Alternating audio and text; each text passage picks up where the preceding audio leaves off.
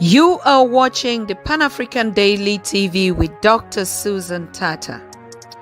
The Africa we want: unity, consciousness, our culture, our spirituality, our history. One Africa for Africans worldwide. Motherlands calling its diaspora home. Join my voice. Join my team. Join my campaign. Campaign 21 hashtag 1 million subscribers on the Pan-African Daily TV YouTube. Be a volunteer. Apply now. Be the new Africa.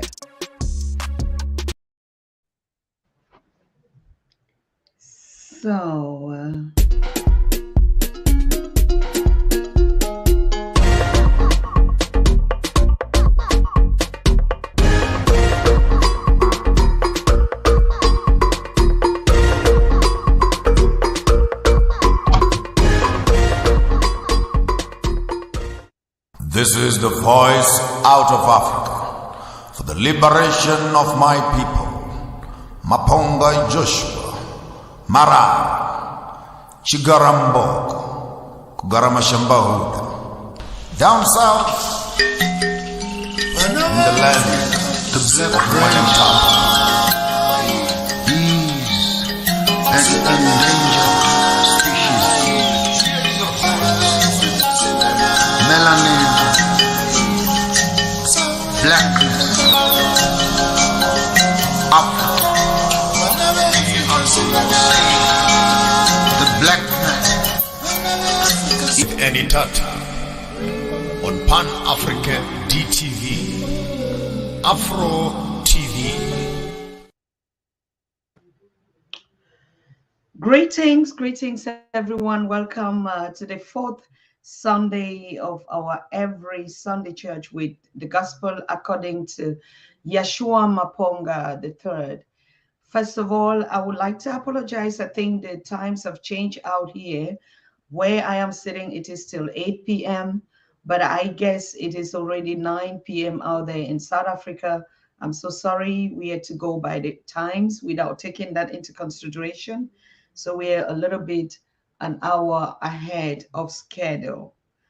I hope all of us are doing fine, and I want to welcome you on this fourth Pan-African Church with Yahshua Maponga. And I want to thank most of you, or 100 of you who reach out to us and have received the first gospel chapters from 1 to 10. And I do know that a lot of you used to reach out to us this week where we were off because I was sick. I had a very deep cold and I had to pull back and get a little bit better before we come live again.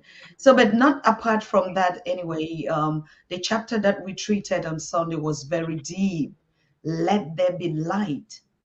Let there be light needed us to take a week off to digest that message into our soul, to transform, wake up from the darkness into light.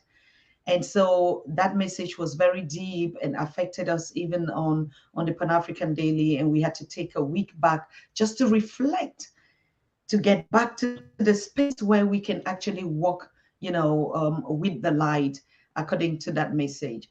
I also want to reach out to most of you who have already registered on the mailing list. I think we still have about 50 to 100 that sign in this week that I haven't been able to send you the first 10 chapters, and I will do that immediately after the lecture. So tomorrow of this session, and again on Tuesday, you will be receiving the chapters 10 to 20.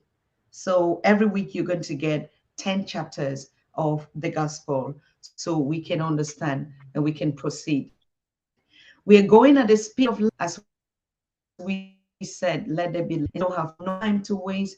We're not going to sit behind and chew out these things and put it on the table. You have to be so smart. The children of Akebulan has been given a watcher.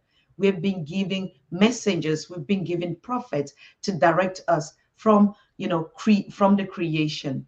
So like I announced during these lectures and after this lecture, we'll be taking season 2023 into the power of economic development and wealth creation of the Akabalan on at home and abroad. And I think the king will have to break it down, but I just broke it down a little bit to say, make sure you are studying closely, because there's never going to be a time we'll be going through this like the Bible for 2,000 years saying the same thing. And no, some people are still stuck in that piece. This piece is about economic development of the African. So liberation of your minds and your spirit and your heart means we learn from the theory and we put it into action. Like we say, no Alkebulan child stay hungry. None of you should stay without creating the world from your father's land. This is all what the economic empowerment of the message and the ever-living word, the gospel according to Maponga, is all about. So make sure you are studying as fast as possible. You're not just listening.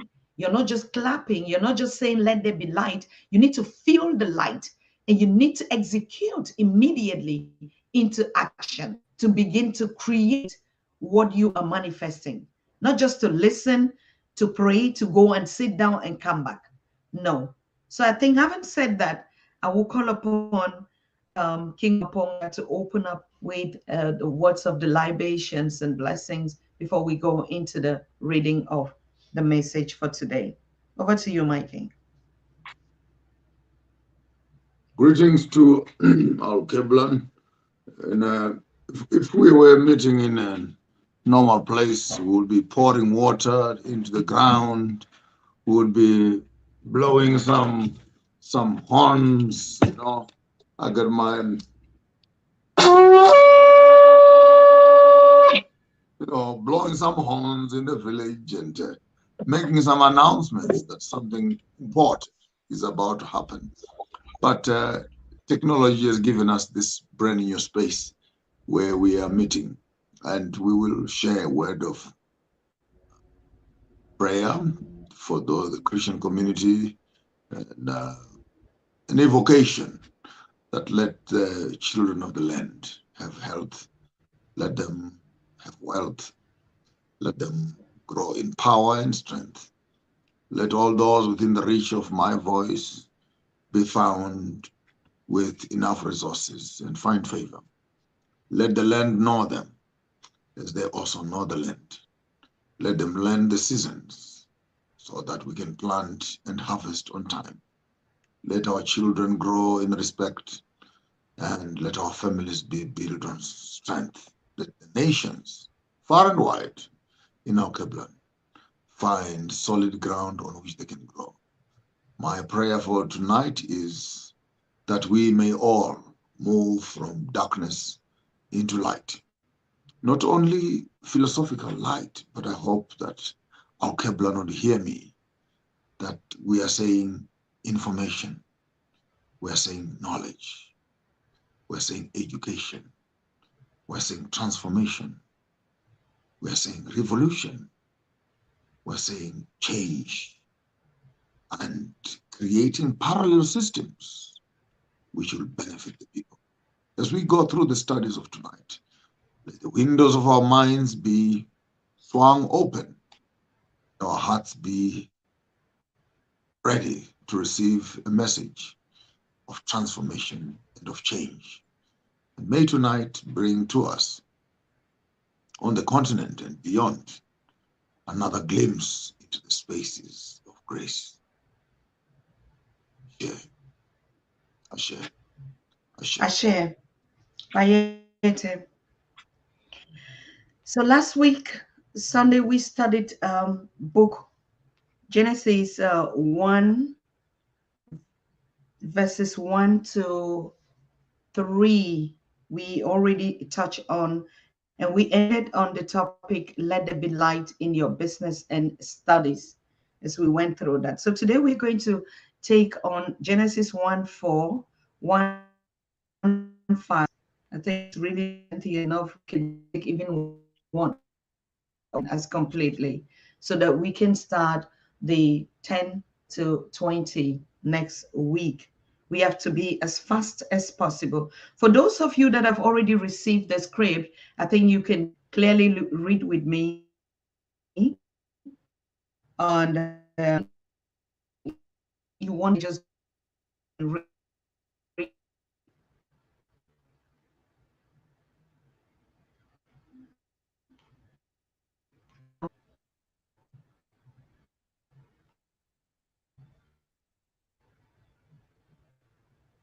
Hello?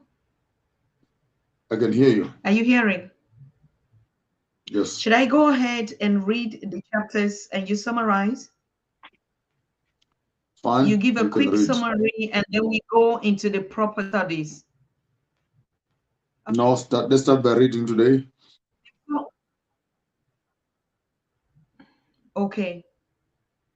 Let me just greet the congregation or the family that is already gathered here. I want to salute all of you wherever you're watching from. Thank you so very, very much. I see most and hundreds of you watching here. I just want to recognize you that I see you. I know that you are in the house.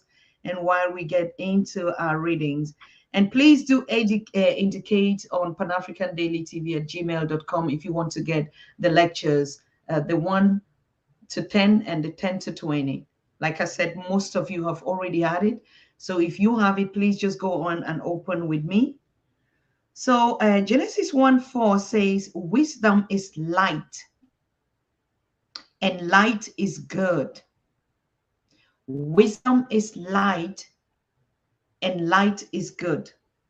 Remember, we talked about darkness and darkness opened up to light.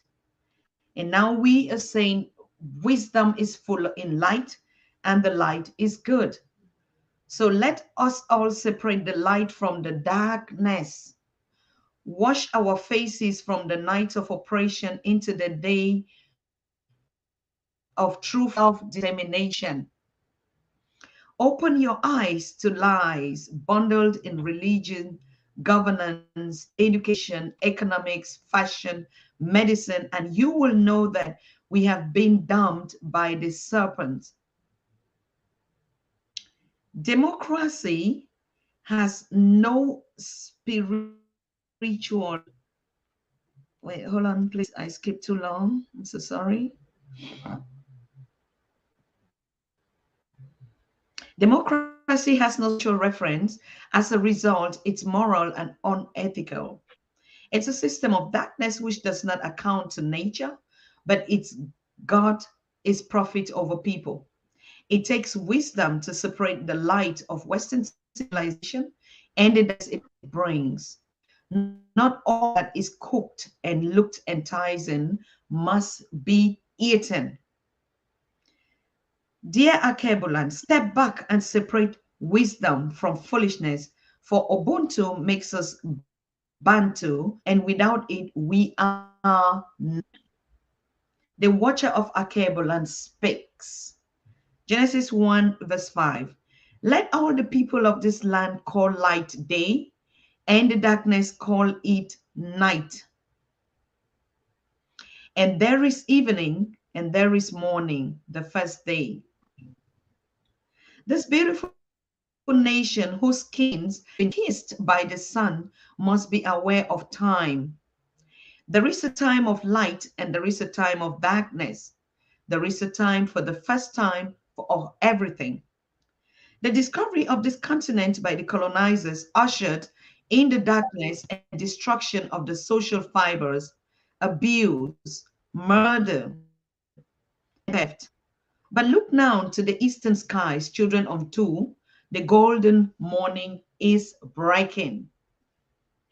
Let us all put aside the food, clothes, education, economy, medicine, religions, entertainment, governance of the night and dress for the day.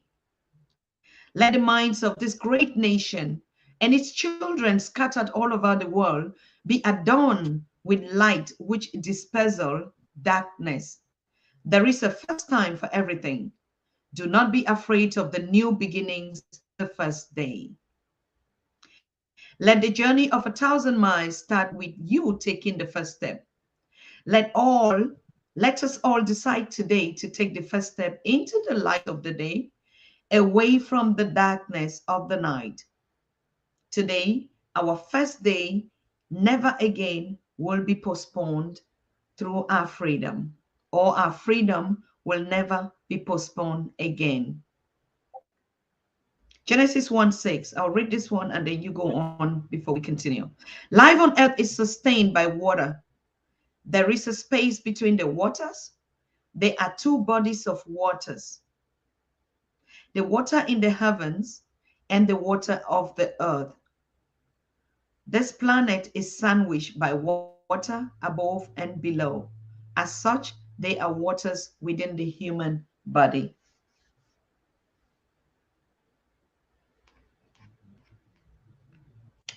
So this is the gospel according to Maponga, and we read Genesis 1:4-6. Over to you, my king. Thank you. Thank you for the reading. And we're grateful for another season, a season of sharing. What we are doing with these texts is to find the African voice, is to find the Alkebulan spirit in the text. Sorry. So that when we read a text, we place ourselves into it. We can interpret our fortunes and our misfortunes from the same text. As I said the other week, we could have done this from another source, but many of us are recovering addicts of Christianity. So we opted to use the biblical text that is familiar to you so that we can migrate you into spaces of new thinking, new understanding, dimensions of new possibilities, so that we don't use the traditions of old to harness our minds and restrict us from where we should be going and what we should be. Now that there's light, the next movement, when we have light, Aquarius, information, knowledge, growth from I don't know to I know. When the clarity of oppression is like the rising of the sun. And you can see the difference of the activities of the night and the activities of the day. We're moving from let there be light to verse 4, 5, and 6.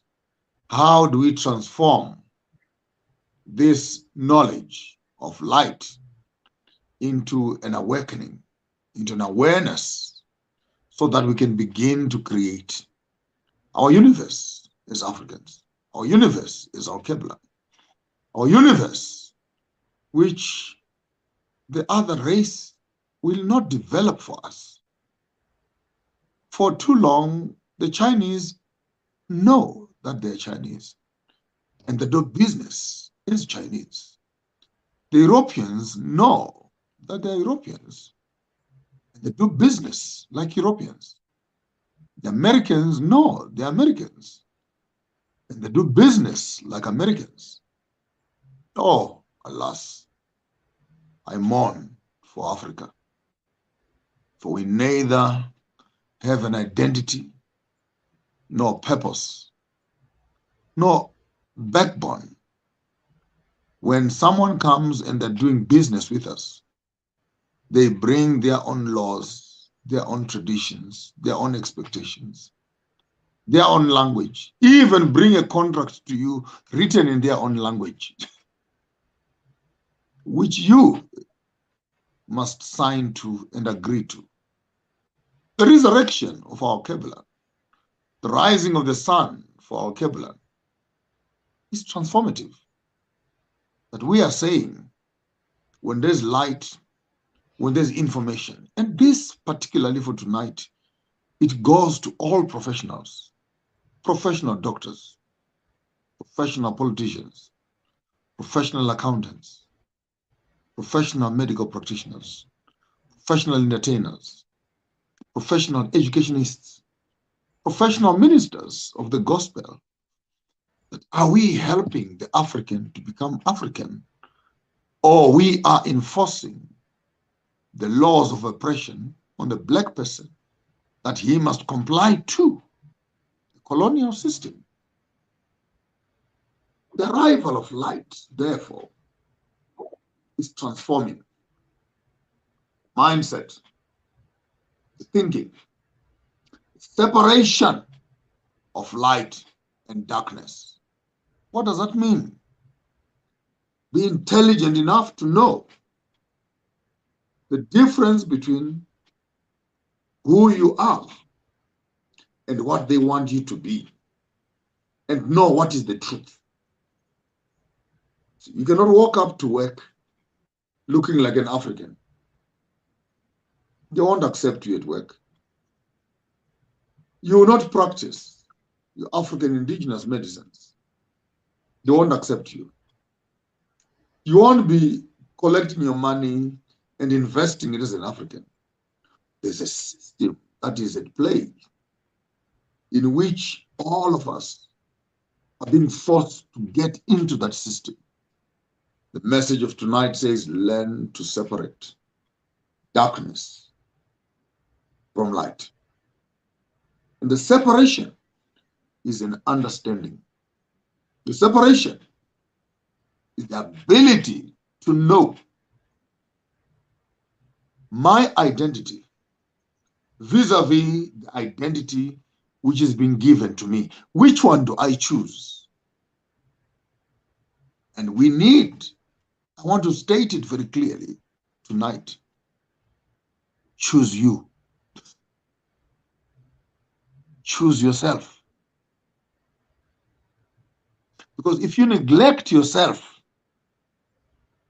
and you become like the other, who will become you? If you, Dr. Susan Tatah,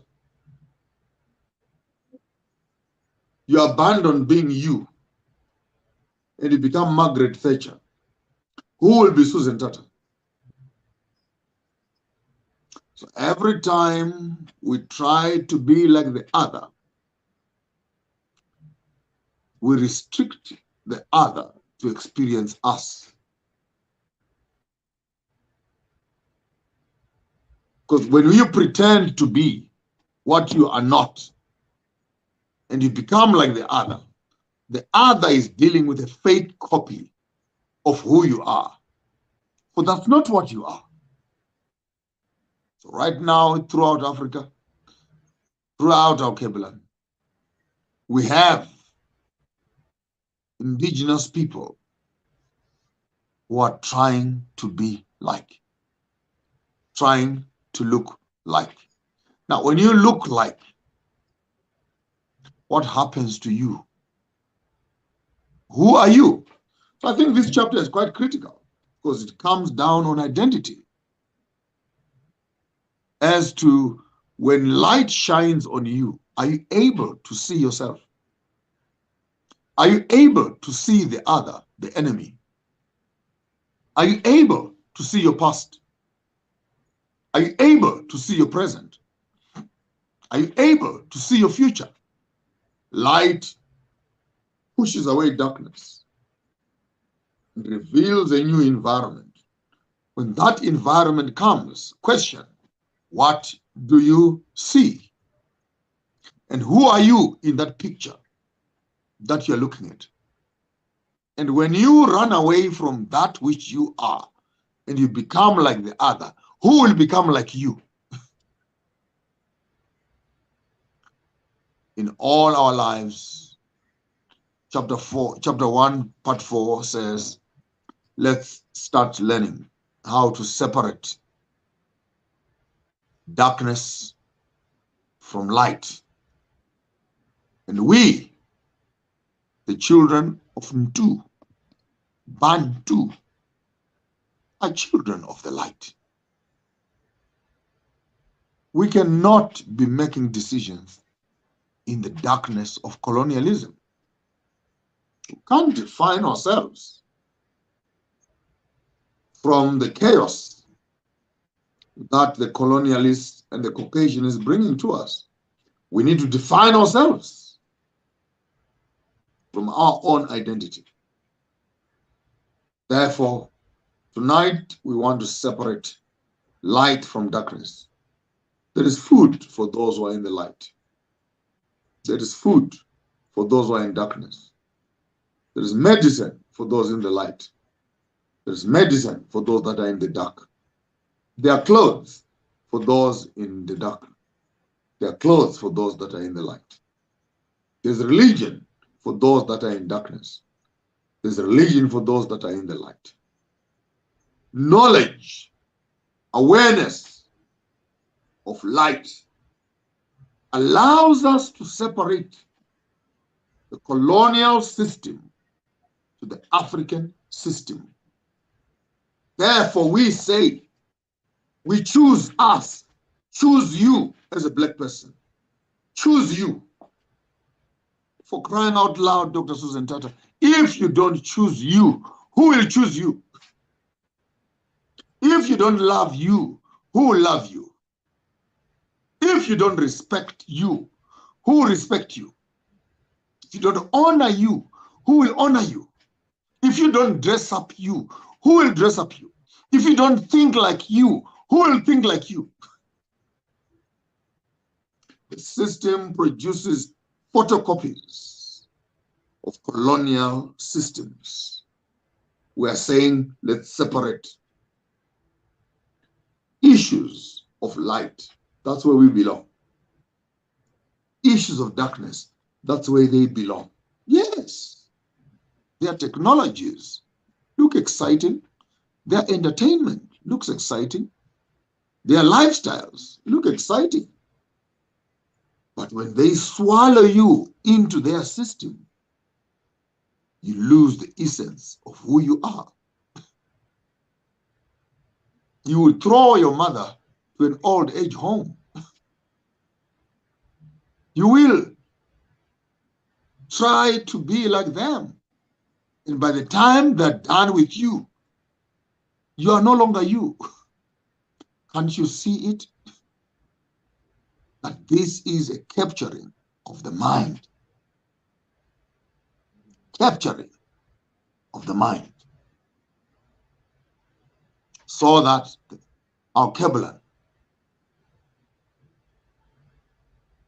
is moved from herself to another space, to another culture, to another bank, to another lifestyle, which then leaves us as coconuts, brown on the outside, white on the inside. I appeal to our Keblan tonight and say, separate darkness from light. I thank you. Thank you so very much.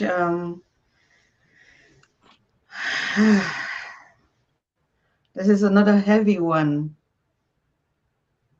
We all move from darkness to light, and we have to produce the light to be in the reality of the light of who we see ourselves and who we understand ourselves to be. I think that's the crossover that we've been fighting with, trying to, prophets, professors, scholars have tried to redefine and package it in so many formats to say, who are you? Who are we? Like, we don't even know who we are. I don't even know I am any. I don't even know. But it's for the child of the Akebulan. I know myself. I know that I'm on the continent. I know that even though I'm in the diaspora, I come from a continent of my ancestors, of my forefathers.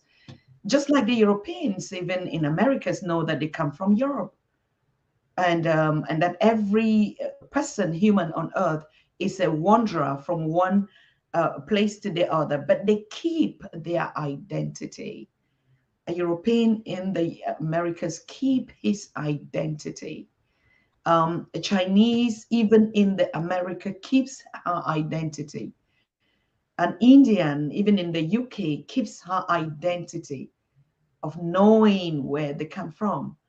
But the evil of this transition, that we were not like the others who came freely, who wandered, who transitioned, who boarded aircraft, or by then no aircraft, or who went on the Titanic, going out to a new world. That was not the case with us. Now, our identity was distorted because we were taught to forget who we are. We were beaten, we were enslaved, we were murdered to give up our names, even according to the history books, according to Kunta Kinte. I could not own my own name. I should not even speak my mother tongue. And that became a whole generational stuff. Even on the continent was not an exception. When they came back after taking our own out, they came also on the continent. They didn't give up.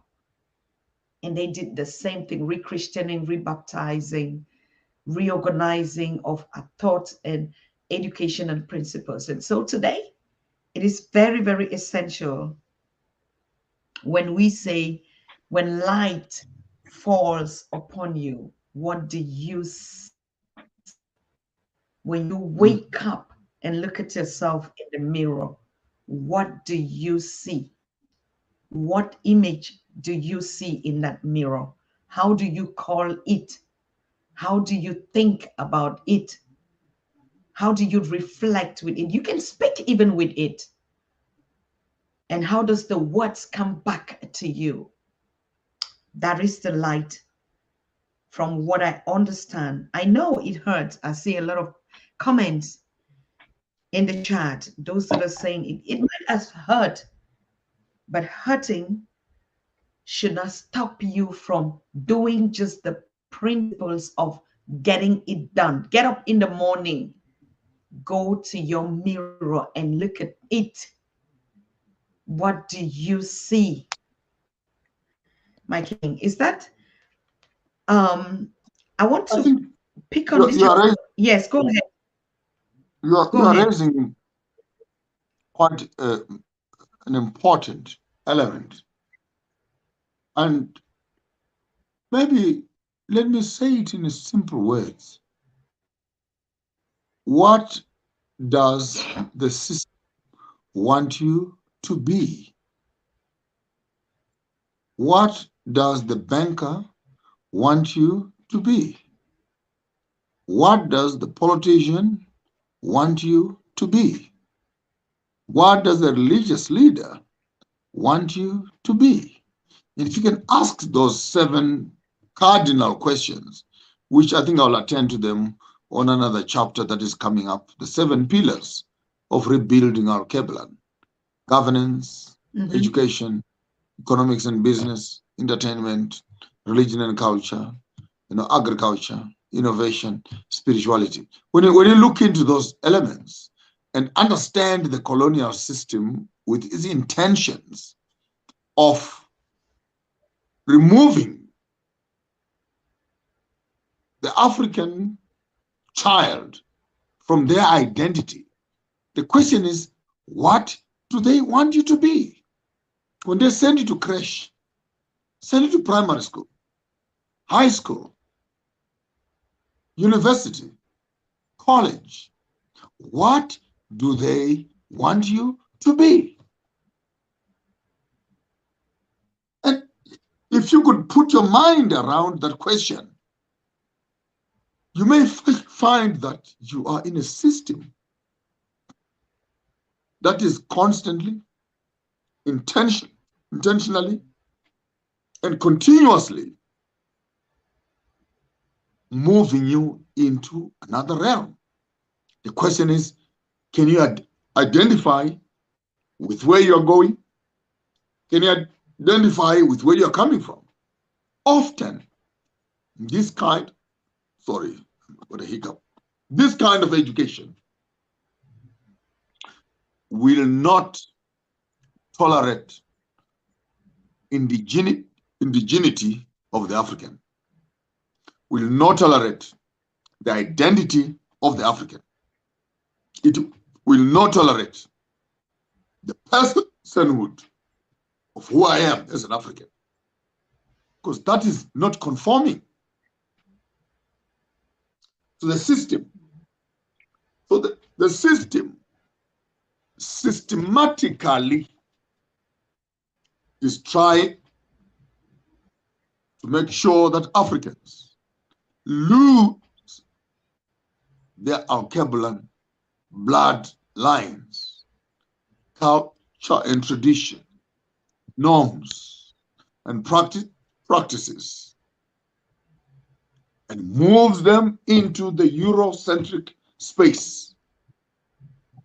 Bow ties, jackets, ties, shoes, trousers, bank accounts. And when you are successful in this system, you are very far from your culture. How do I know that? When you go to your own village, even your own mother cannot relate to you. You can no longer sleep on the ground. You can no longer eat the food you're eating, Dr. Susan Tatah. You can't go to the river and fetch the water that you used to fetch. You cannot go to the forest and collect firewood. In some certain cases, with my theological friends, when they go back to the village, where they come from, they can't even preach to their own congregation in their indigenous languages. They need a translator, because now they speak English.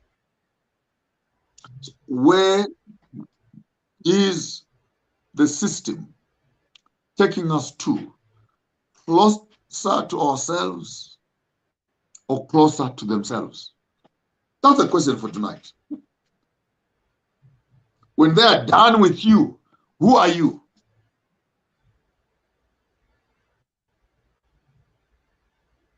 I thank you.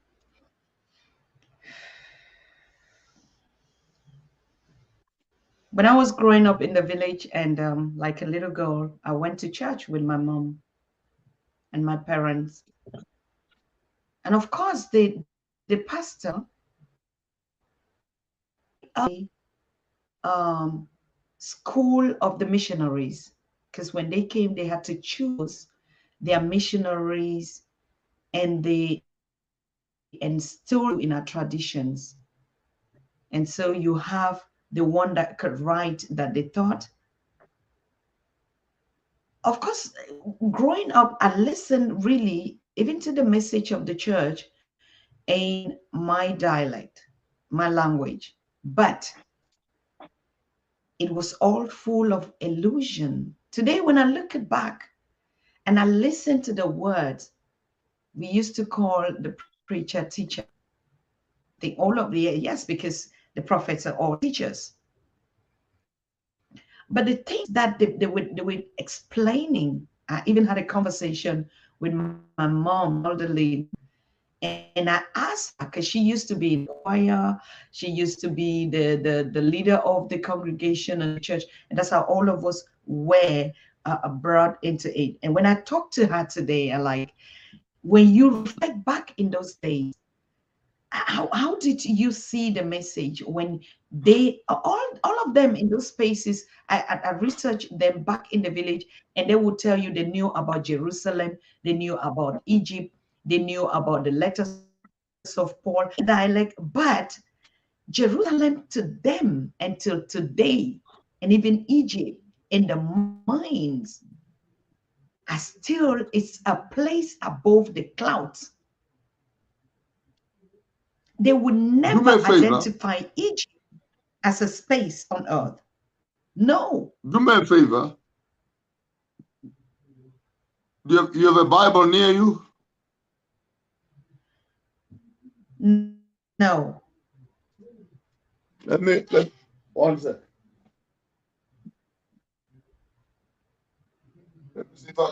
And why he's looking for it, I just think most of us can relate with what I'm trying to say. Like, the message was out of the space of the villagers, of us in the village.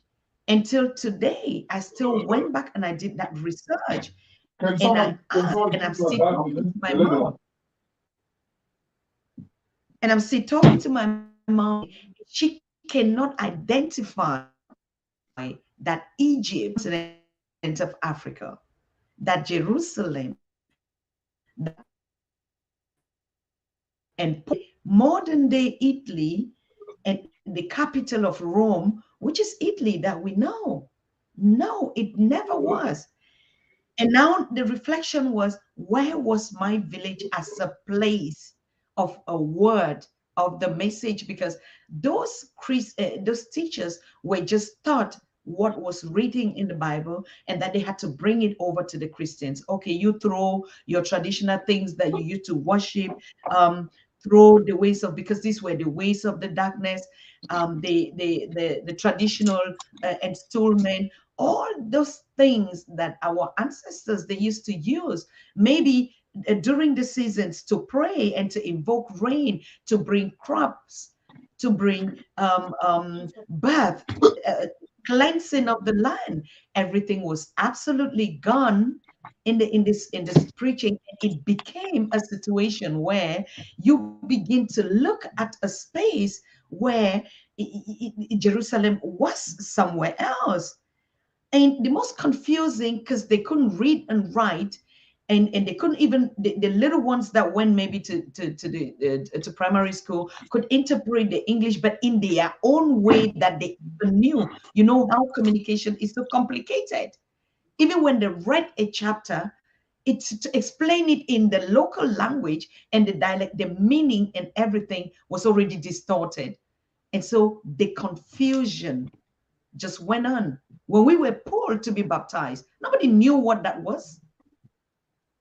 Nobody knew what you were even doing. It was just that, as if it was a system that was caught your parents into it by duress, so, or to the facilitation of children without your opinion on anything, was just, you must go, you must be baptized. You were, it's a tradition or a ritual. Over to you, my king, if you find it. Yes, your friend gave me your friend gave me her copy, Madam here. Yes. If we can unpack this, that verse 4 says, you must see, you must see that light is good. Information, knowledge is good. Divide light from darkness. Divide truth from error. We're in a matrix. And we are saying to our Keblan, the season is now where the children of the light need to see what is darkness and what is light. There are things you must do in the light. There are things you must do in the dark. Our Keblan has only been taught to work in the light. But the dark part of what is it that they are intending to do is still not clear. We need to understand the intentions of democracy, intentions of political systems, intentions of economic education systems, and look beyond the light, because they are not working with us from the light. They are working with us from the dark. They come around talking beautiful language, but after they are done talking beautiful things, the intentions are not in the light. The intentions are in the dark. So I want to say to our Kevlar, you are not yet ready to deal with the darkness. And darkness deals with intentions. What are the motives behind donor money? What are the intentions behind democracy? What are the intentions behind banks? What are the intentions behind insurance? What are the intentions behind education? What is it that they discussed in the dark of the Berlin Conference? Passports, borders. When you come to an African government that says it is in power, but it's not in control, how is our Keblan dealing with dark intentions that are not clear in the day? Let the firmament in the midst of the waters divide the waters above and the waters below. Now that's something quite deep. Because the waters above and the waters below, both systems of water have power of recreation. Below is your resources. Above, it's your imagination, innovation, creativity. When you look at the two waters, how do you separate your resources and your innovation? How do you make a world? How do you work on the land? When you're thinking the waters above are taught by the colonial system, will you be able to deal with the waters below? Which are your resources? I wonder who can catch me on what I'm saying. Are you able to separate? And after you've separated them, are you able to connect them together so that our Keblan can have the waters above? Here, and the waters below, which are resources. Is that not the problem of the African today? That our minds are not connected to our resources. Our governments are not connected to our resources. Our education is not connected to our resources.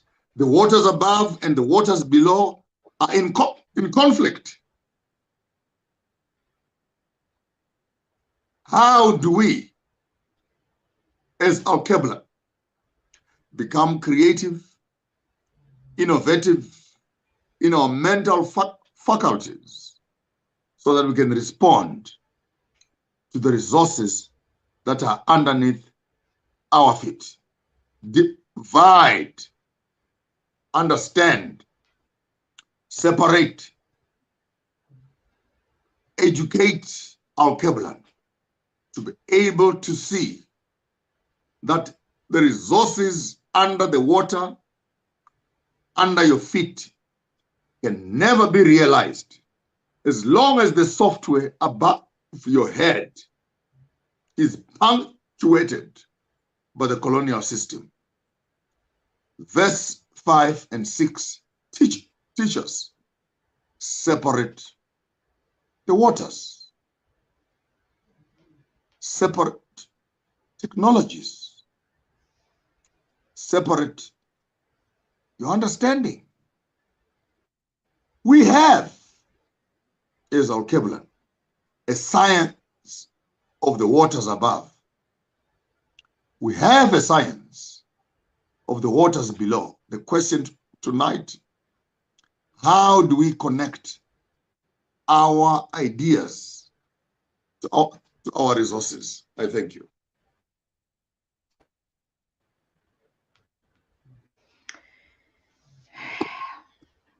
Brother Ra Cohen is saying it takes a lot of courage for us to put our resources, I mean, even our thinking and our information together so that we can coexist to create a of unism. I want to come back at one thing that we keep talking, and a brother reached out to us after receiving the first 10 chapters, and I want to encourage most of you that are watching us for the first time. If you are not aware, we send you the lectures, the sessions of each chapters as we treat here. So more than 100 people have already received the first 1 to 10, which we're still on it. As you can see, I'm reading from it, where we're just treating 4, 5, and 6. I think 6, we're not even touching it. So if you're interested, send us an email at panafricandailytv@gmail.com. We're going to send you the first 10, what we're treating now. And next week, you're going to get the second 10, 20. And next week, we're going to touch on that so that we go at that speed of light. To respond to the question of brother, to say it takes a lot of courage for us to come together. An elder reached out to me and gave me a short theory, which I would like to explain or to share with you. And he described the forest. He said, if you look at the forest look like one, and you are even afraid to confront that forest, maybe the darkness into the space. It is a mammoth, big, massive valley. But when you approach it without fear and courage, you realize that all the trees in the forest are single and they are standing as one. And behold, when you approach that, you can cut down every single tree. It means anything that we call but united seem like that. But in a reality, it is like a forest standing alone. When you chop off a tree, the other tree doesn't even complain, why are you cutting my own brother or sister? And so if we go into that spirit of the courage of unity, and if I look at what we are treating, there's no difference, like we are already. But like the trees in that forest, each tree is standing on its root individually in a collective of a forest. And they look alike. And when you look from the outside, they look united. The forest is like a massive thing that is one. But when you approach it and get into it, you can chop down the tree individually, even if the roots are strong. So the way we perceive unity is not just the way people should stand from outside and look at us as a forest, but in that forest, we are individuals that can be chopped down at any time. The unity of the Can I share some technology, yes, which we learn from nature? And that is that trees stand independently on top of the ground, but underneath the ground, the roots are connected. I recommend to all the countries that are next to the sea the technology of African or Keblan indigenous knowledge. Don't build your buildings independently. Build foundations that are connected, and buildings will find strength from each other. I wonder if that makes sense. Because the connection of the roots of the trees make sure that there is a network of symbiosis, a network of connectedness, a network of connectivity under the ground that allows trees to stand together as a unit. You can take that understanding and put it into technology. So if your house is next to the beach, don't build a foundation by yourself. Build a foundation that is connected to the house next door. Build your building with a foundation on your left, on your right, in the front, and at the back. And you discover that your buildings will stand stronger because they are connected to other foundations. Now, as Al-Kabla, that's what we are saying.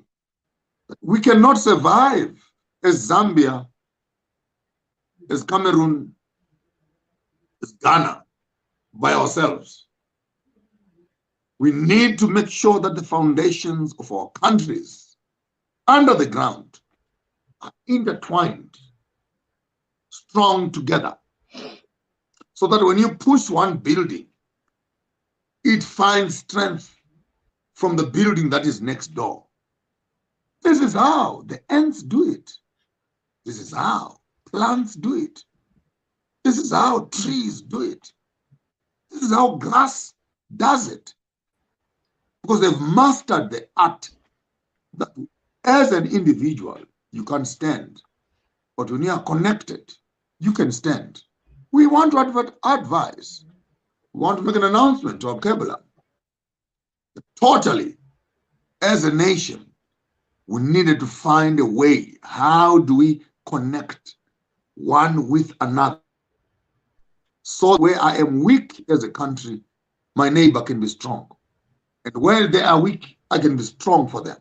That interconnectedness of roots gives in to strength so that you don't destroy the other without affecting the other.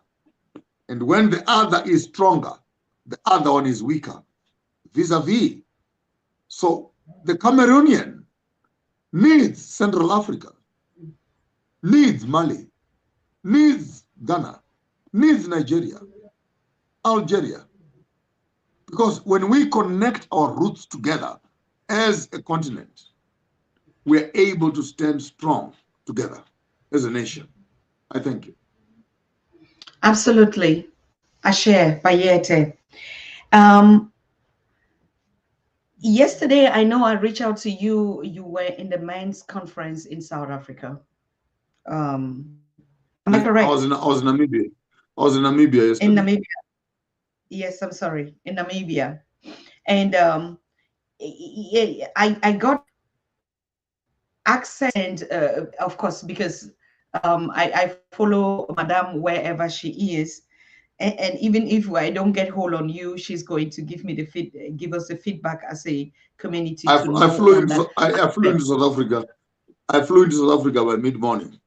Yes, but I've been here for the day now in South Africa. Yeah. Wonderful. I'm not taking us away from this, but I want to get into a very clear understanding of like the spaces that we are using to connect now is exactly that a mission that you said. And I remember when we started the lectures here and the sessions with you, you said it. There is never going to be any technological induced revolution like what we have now to connect the children of Al-Kelbulan and humanity worldwide, like we are doing. I'm saying it because I missed the lectures that you did on the men's conference, and you've been doing this men's conference in different countries and session. And now the Global Pan-African Daily Family is also asking, it will be necessary that you rehost also, you take time for this men conference. If you don't want us, the women, to be on, to be in that session or something, we can organize that space for you to leave you handle your business, because even us too will be having our own women session here. But we would include you, as a matter of fact. We would include you in that session. So what do you think about it? Do you think it is necessary?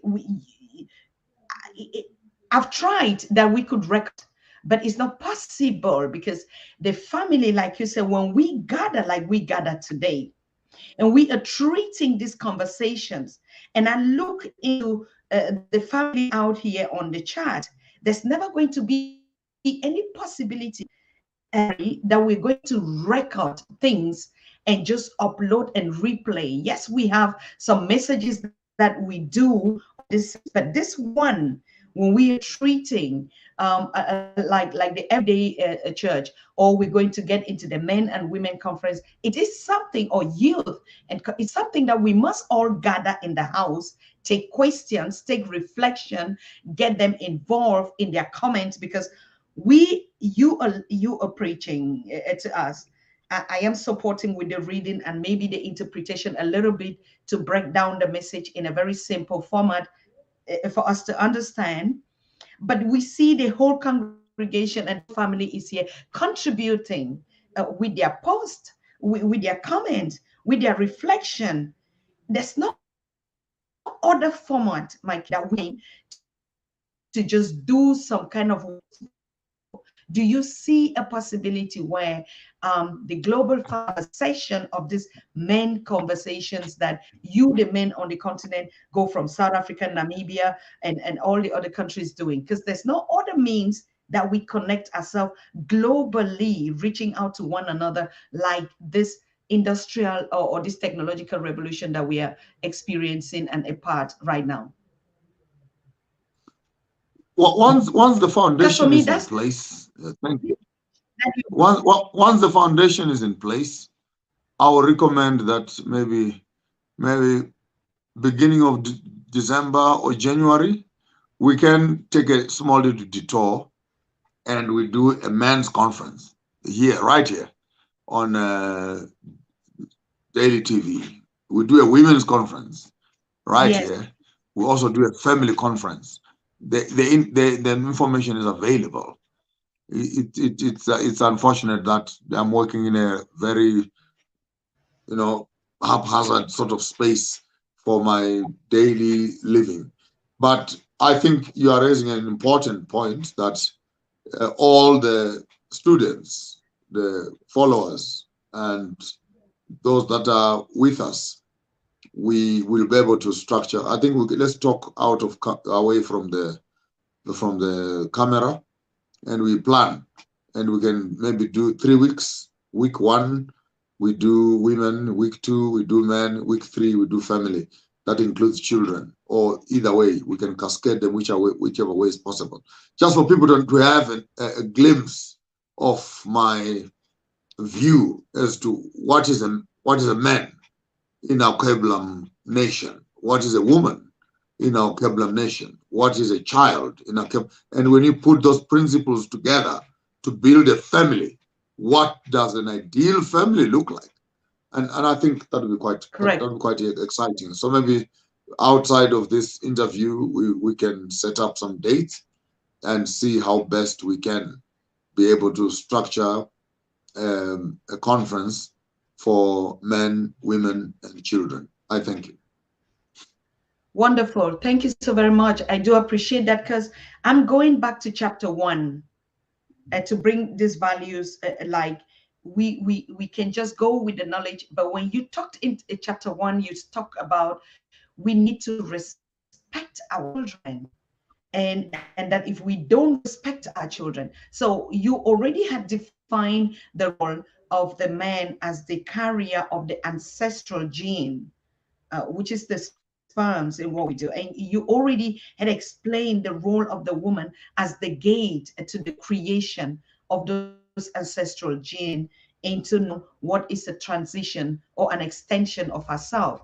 So probably it will make a lot of sense for us to redefine the structures, the man in the context of the of ancestors, and in the woman, and then the children, and we begin to define, because there's a lot of theory where today we are still saying it is our African culture, but when we look into the essence and the way we raise and live in our families, it is short of being the Alkebulan or the Africa that we want. So probably that would also be interesting for us to talk individuals and then melt them into how we should approach and what is it that we should leave into darkness and bring into light from that learning. So yes, thank you so much.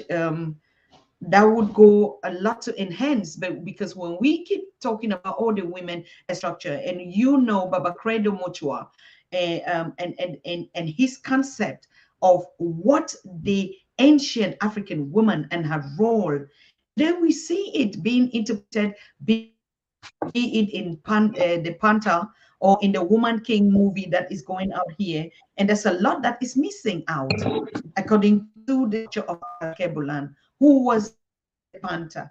Who was the Amazons? Who the role of the woman king in what was the role of the who was actually the Black Panther? Today we go to movies, we misinterpret it.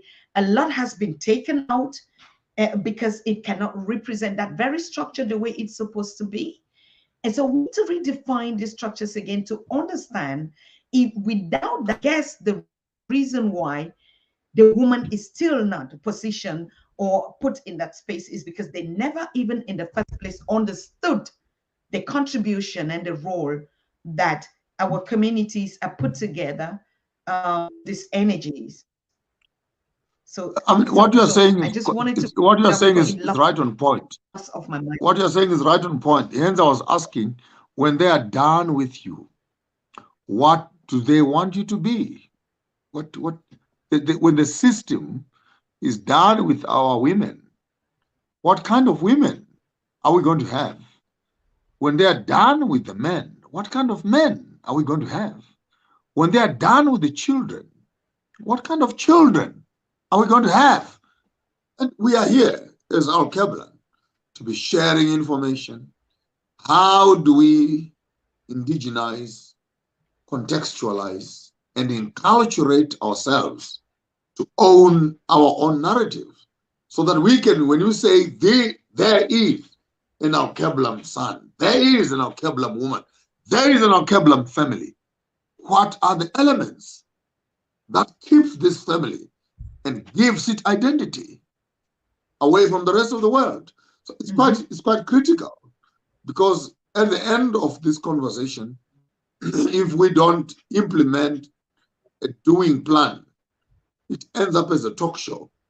But if we begin to implement these things, and I'm very encouraged. Thank you, Dr. Susan. The messages I'm receiving, the WhatsApp messages I'm receiving, the Facebook messengers I'm receiving, people that are directly responding to our messages. And let me say it, because I can, that not all messages that we present here are meant for you. Some of you are listening and watching these things, and you are still in another world. This will not make sense to you in another 10 to 15 years. So don't worry, don't panic. Take your time. But there are other people who are at that level where what we are saying, they can relate and implement. And unfortunately, the greater part of the Christian community, which wants to hear the common, regular message, God loves you, you are a sinner, you'll be saved by grace, Jesus died, he resurrected, you also go to heaven. That kind of a message. I mean, it's fine. You can go to your pastors, they'll give you that. But what we are doing here is a rewiring, reprogramming, reassessment, realigning of the Alkeblan mindset. How do we relate to the colonial text and begin to read from it and find ourselves? And for today, we are saying, learn to separate your waters. Keep your imaginations fresh. Identify resources and see how best you can transform the African economy, African politics, and the 7 pillars put together into a space where your knowledge meets your resources. I thank you.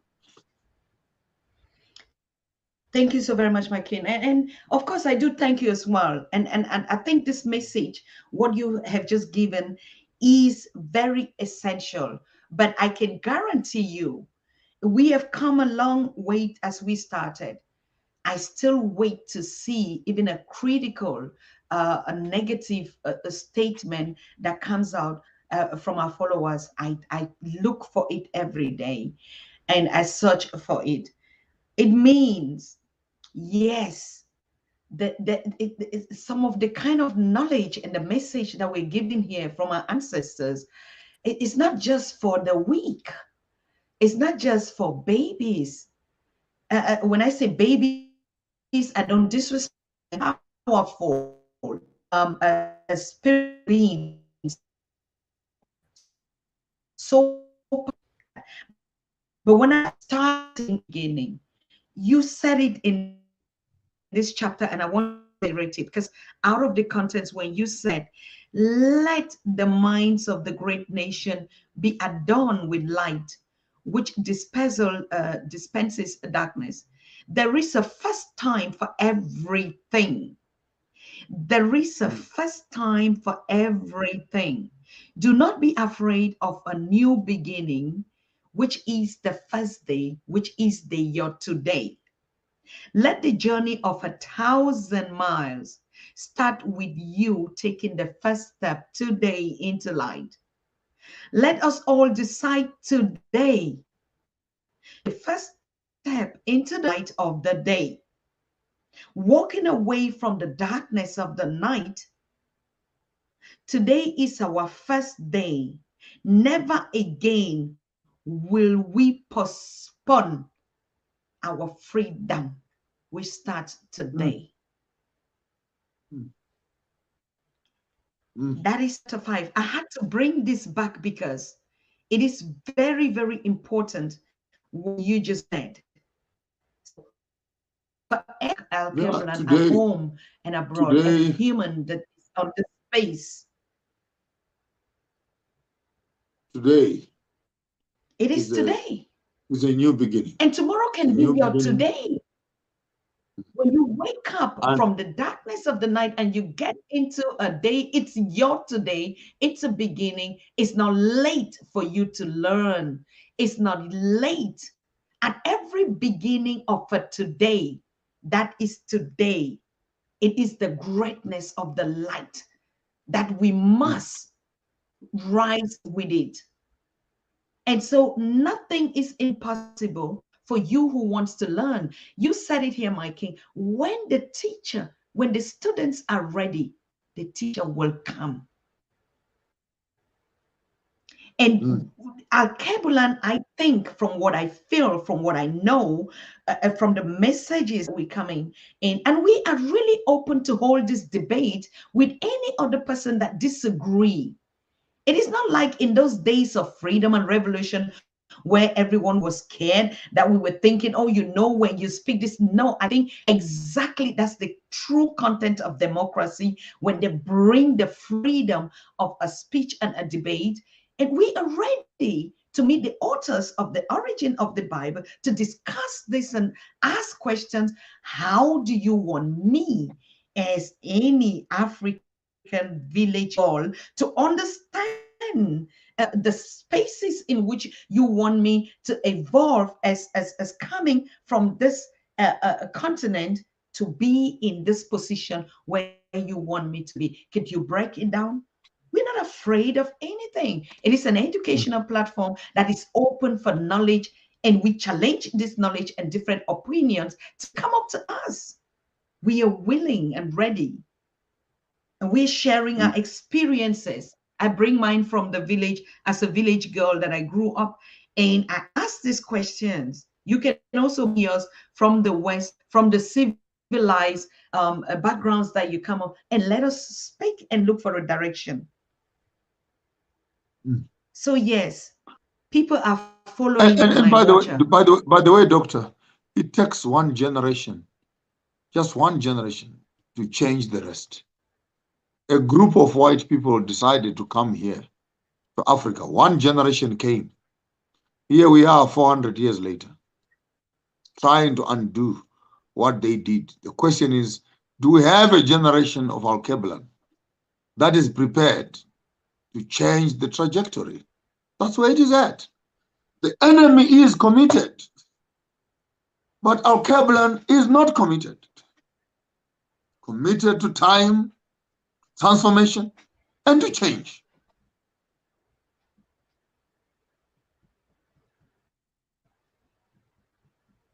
The courage of coming together.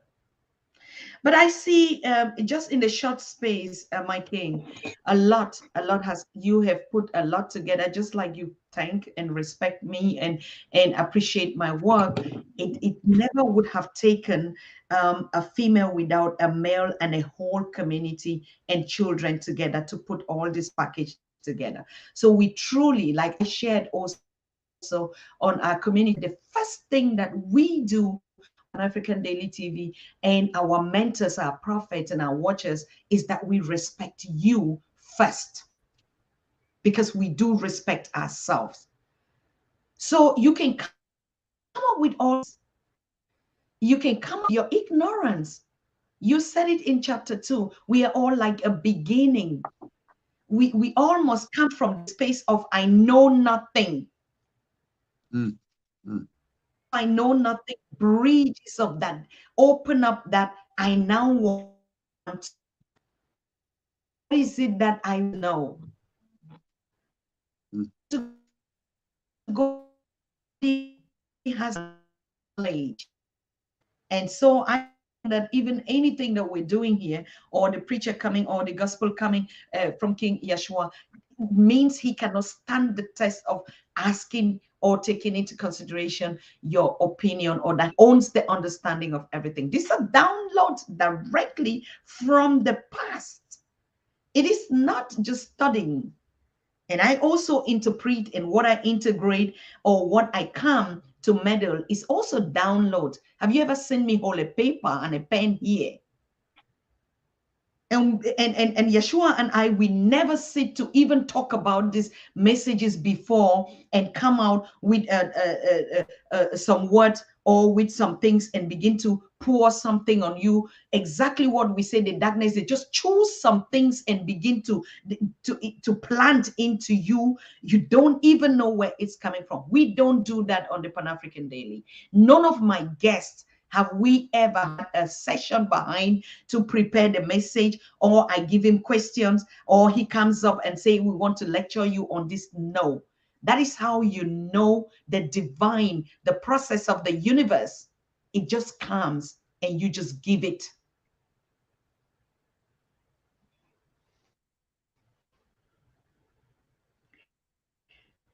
Congratulations, my king. I don't know. I still went back to this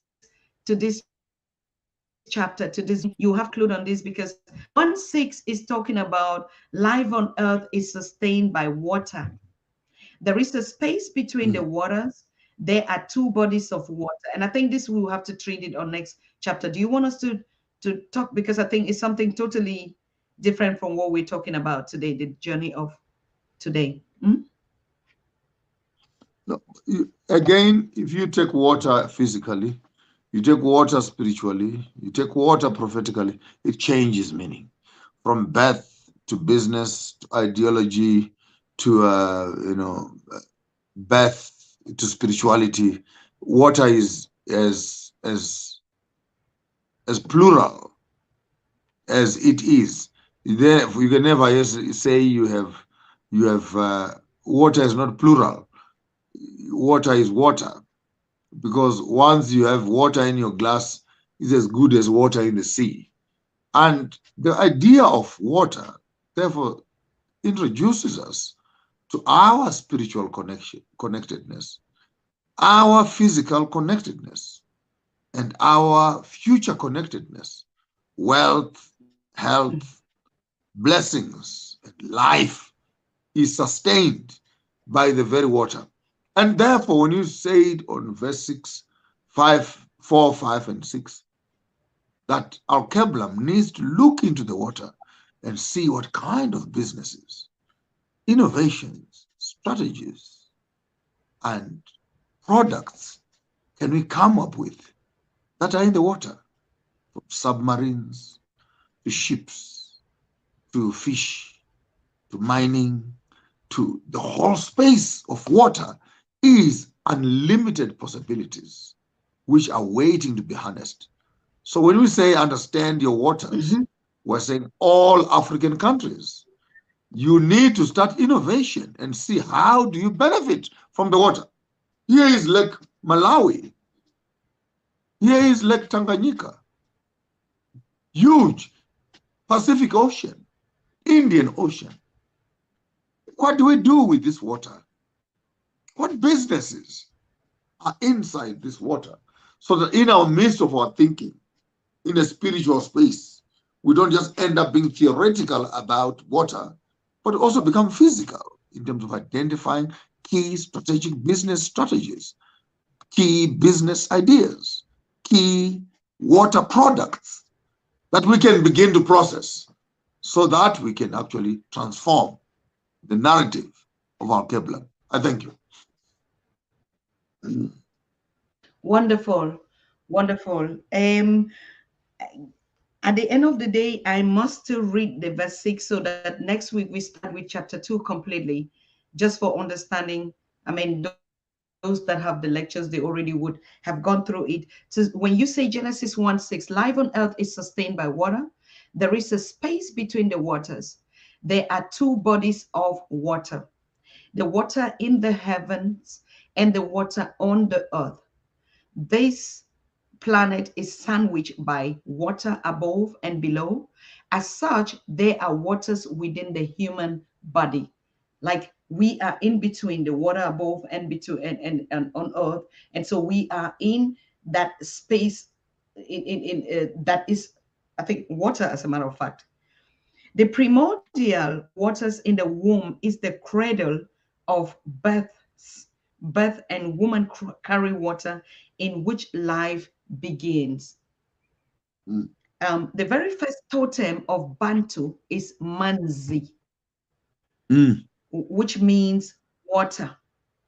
Mlambo, which means a river. Nziva, which means a pool. For it sustains all life and birth in totality. That is why water is sacred. The falling of the rain, the harvesting of water, the contact of humanity with water is a sacred approaching your birthplace. Bantu knows that the human body is made of flesh, water, and spirit. And to heal the body, one must heal the waters, which is the fluid in the body. So drink water to cleanse your fluid in your body.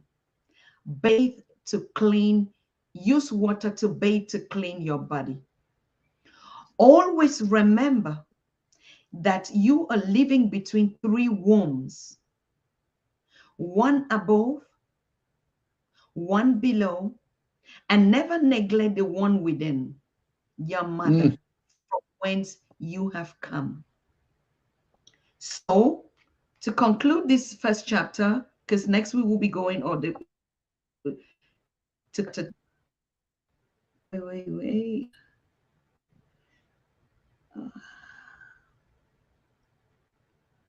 I'm sorry. Okay. The conclusion goes, water is the spiritual filter, the secret medium which converts the spiritual into the physical, the sperm into bones and flesh. Waters will always represent life, birth, and rebirth. The change of seasons and the rain falls to wash off the dirt on the land and give life again to the dry spells of winter. Pula, you call it Pula, a sacred chant It of means the rain. It's Tswana. in the rain in Tswana. Pula, when they're greeting, Pula, there's a aine. They call on the rain. Yes, for summoning the rain so that there is Nala, wealth and well-being. Mm. chapter 1. And yes, the essence of this water, because we have our slogan on the Pan-African Daily when we say, drink water and mind our African business. Okay. Water is basic. Water is basic, and I think you captured it quite well. That using water within, and in the inside part, so that the cleansing is not only a physical outward manifestation, but it's also an internal cleansing. And I'm already introducing multiple subjects from the usages of water in African culture. How do you Yes. orphanages, only an orphan, a widower, what is the use of water through the processes of internal and external cleansing? We will be dealing with some of those chapters as we are going along. But I think for now, we needed to know that the waters inside you are connected to the waters that are above and outside of you. I thank you. Wonderful. That's a very wonderful question, because that was the essence. The biggest message is to understand the value that the water within you connects the water above and beneath you. So that clarifies and eliminates all the toxin and the secret even of the kush, you know, I was saying. So thank you so very much. I think we've come to the end, but you will have to conclude and you pour the blessings of today. Questions, anyone, or reflections? I know it's pretty late out there, but this is the essence and the most important part of the legacy of the Alkebulan. And I bring you greetings from Professor James Small. And he reached out to me 2 days ago, and he is following, and he says there is no special and no best moment than what you are doing, than what we are doing with these sessions. And he comes also from the background of theology, and he said no legacy could be compared to what you are doing, putting this out there for the children as a legacy of the Alkebulan. So he sends greetings and appreciate you. He will also be coming live on Pan-African Daily this week. And out here, it's the time, Friday is considered the season of Thanksgiving.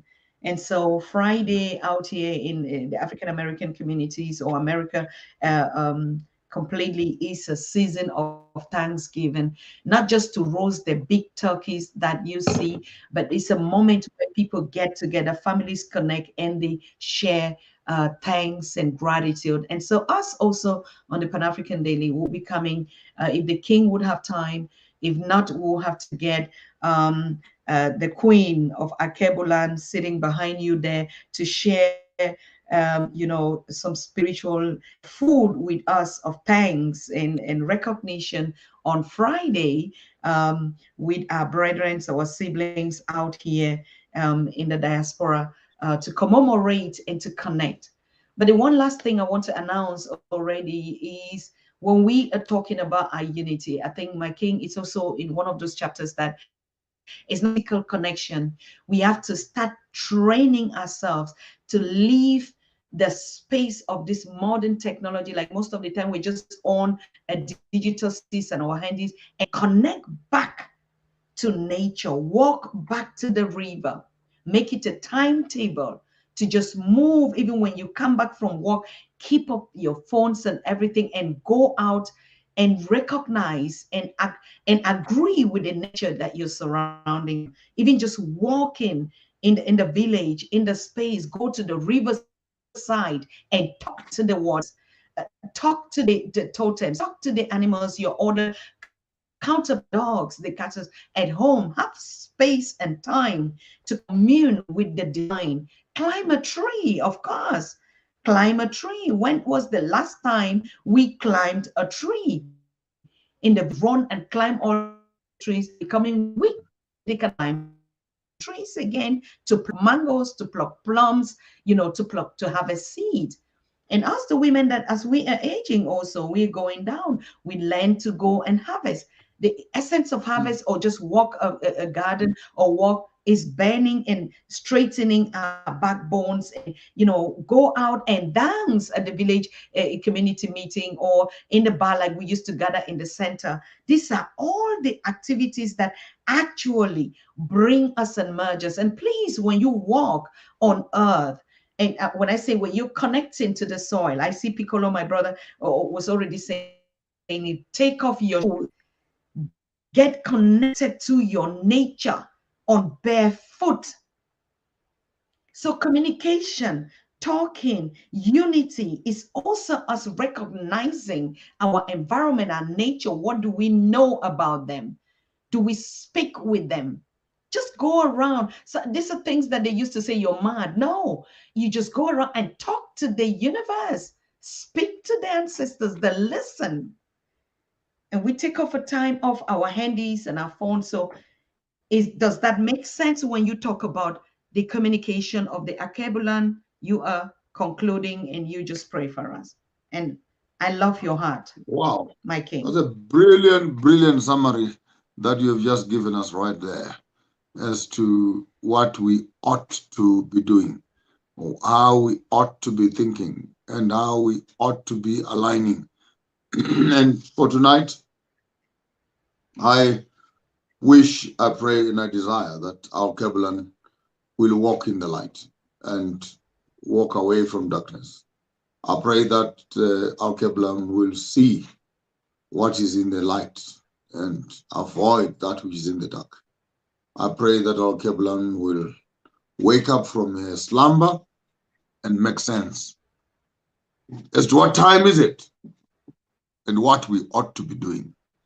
And I pray that our Kebulan will wake up and realize the beauty, the resources, and the blessings that the universe has blessed you with.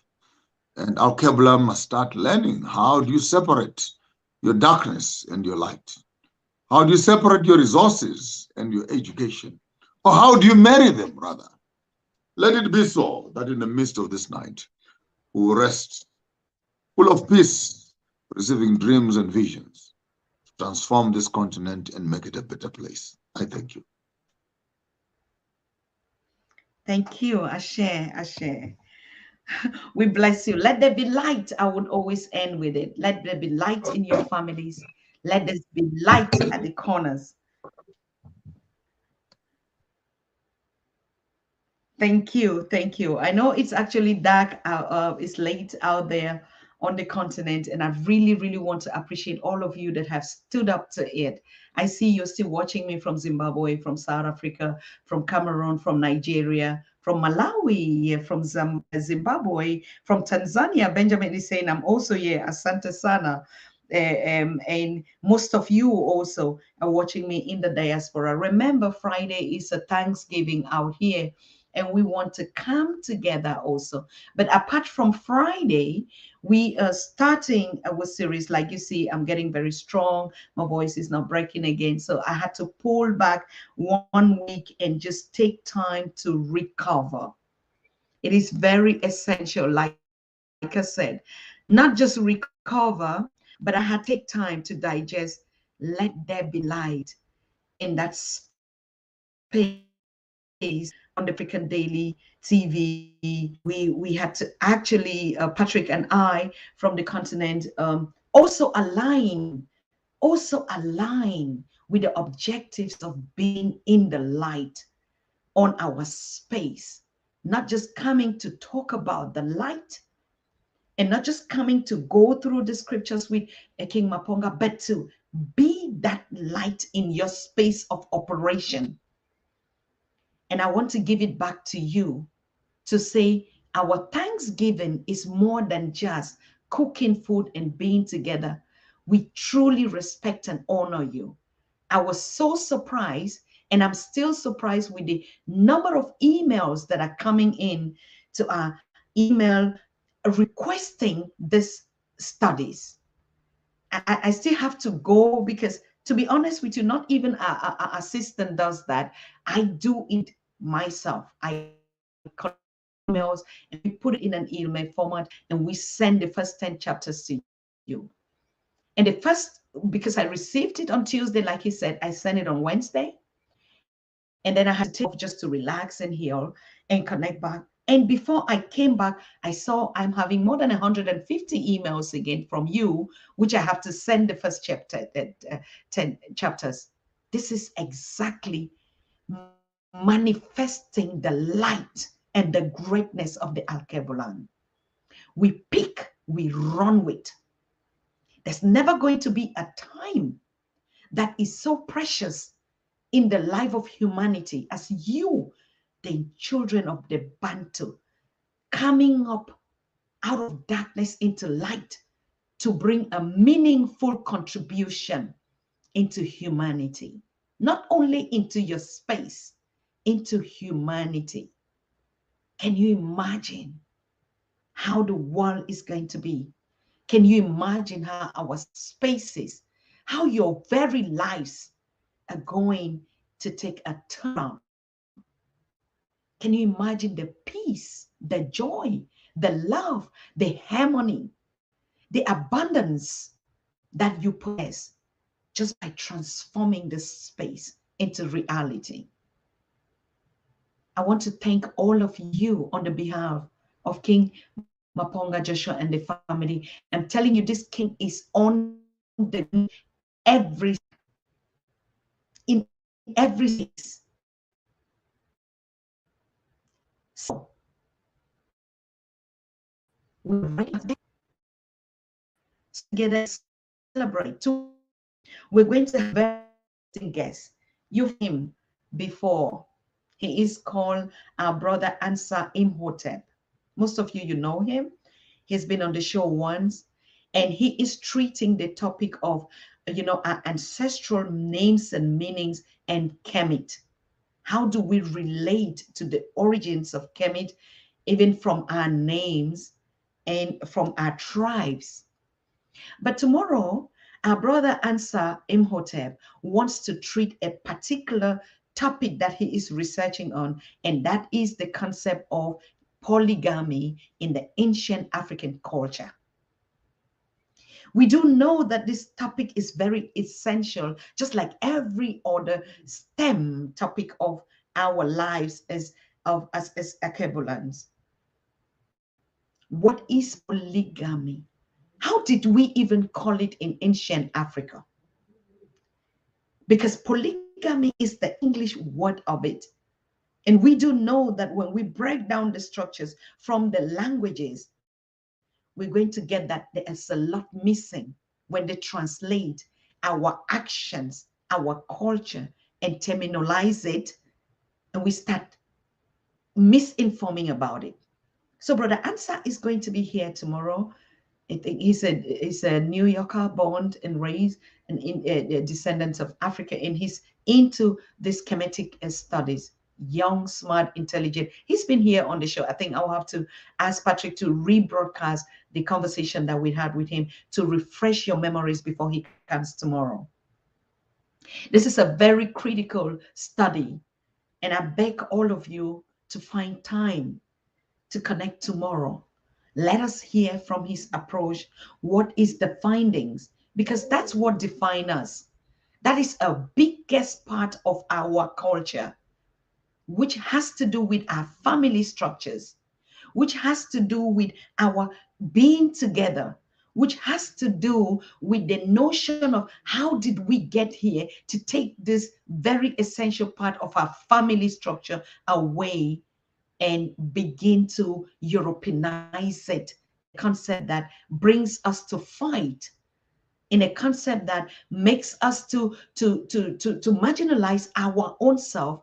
But it is one of the greatest structures that our mothers put forth for us. And I want to remind you, our mothers were the inventors of what you call today a polygamy. It was the concept of the African mothers, the queens, the women that came together and brought that notion. But today it has been hijacked into something totally different, and we begin to fight and quarrel and misunderstand each other, but it is a sisterhood movement that was brought to us, that was integrated into our family structures to solve a need and to enlarge our families. I look forward to this because this is not just a one topic that we're going to be talking about it. I have challenged it because I've worked on that topic so diligently, so loyally, and I'm a product of a polygamy. And so I know the essence. So most of the things that we research and read, but if you are not into that structure itself, you were not born into it, you don't know the characteristics of it, you don't know what it is to be in that structure and how it came about, we would run around and just healing ourselves for nothing. So I look forward to having you tomorrow on that project, and it's going to heal us a lot. And it's going to be a series, not just a one-time study, because this essence of polygamy, like I said, is a sisterhood movement. It's a motherhood, like the Amazon movement. So you want to find out why the woman, why the mothers came with such a brilliant family structure for the Alkebulan. And why has it been hijacked today and made it to look as if it is a, I don't know, it is a blockbuster where people now take it for an entertainment and comedy and even a product in the market space? Why?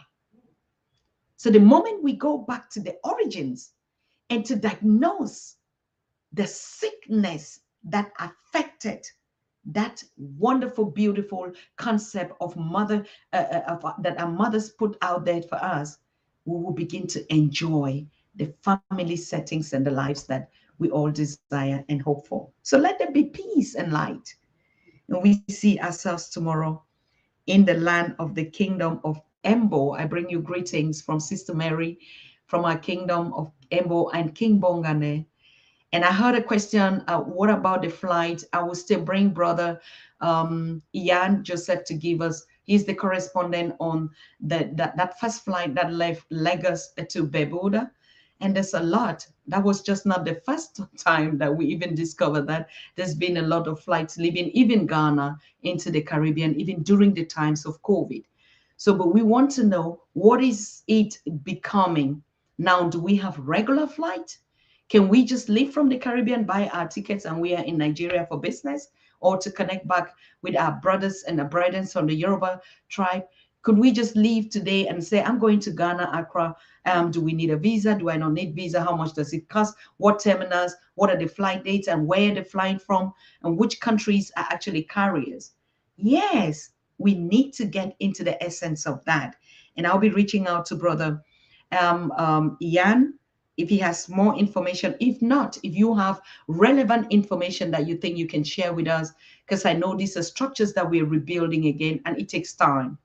But if you have any latest information about it, please do let us know. We've been missing the voices of the Caribbean for so long on the platform here. So yes, we can go in to take that process.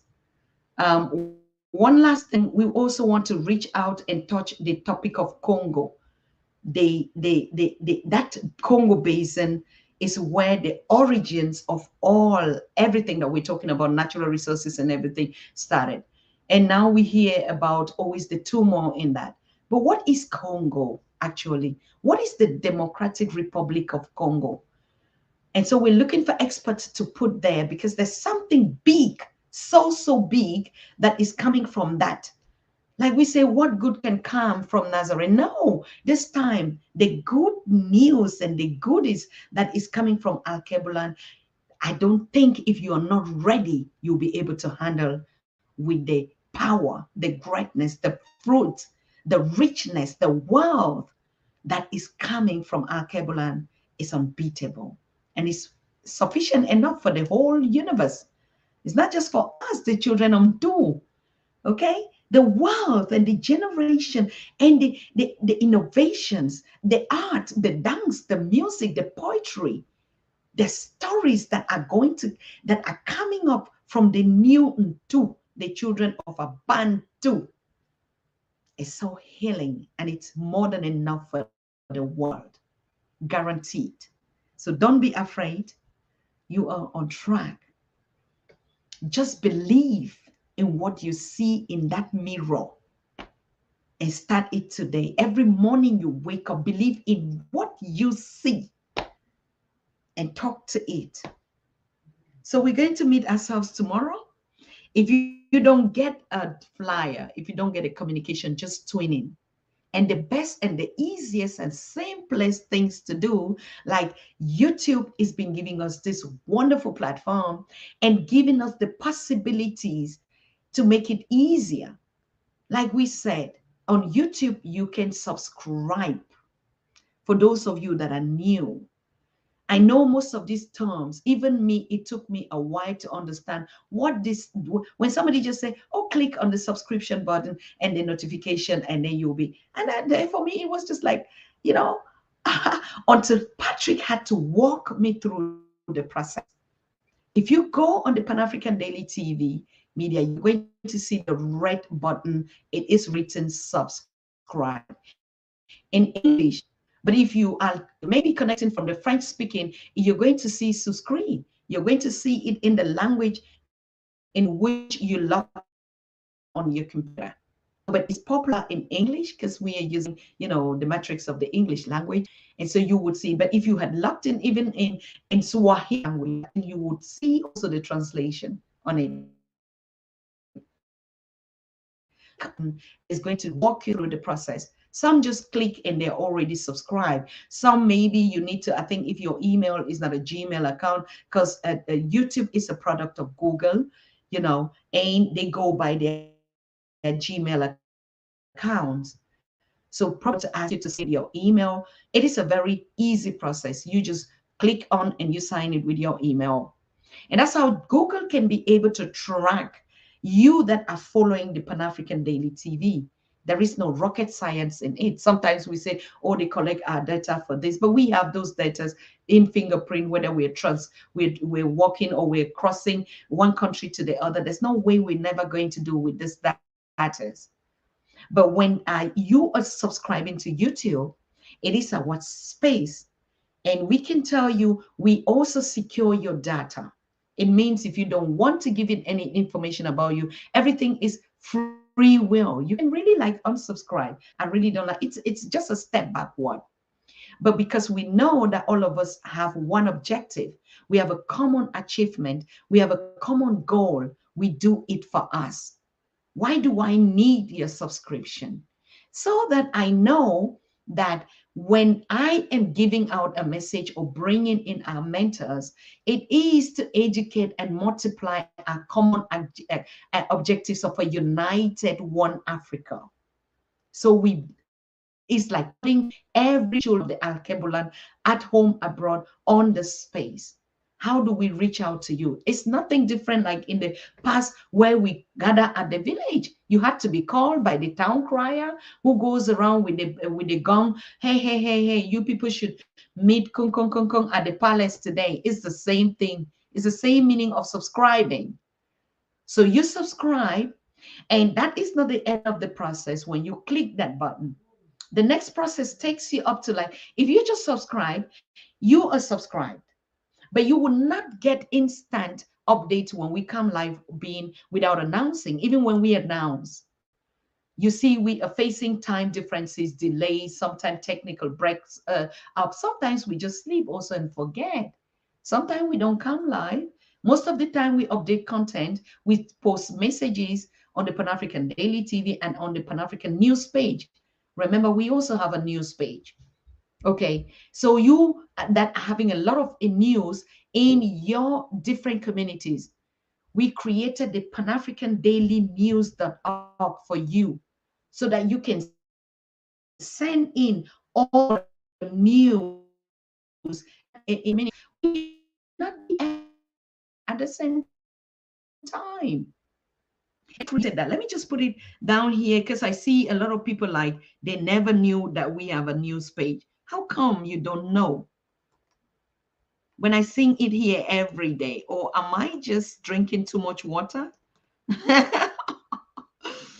It is exactly the same initials like panafricandailytv.org. So you have panafricandailynews.org.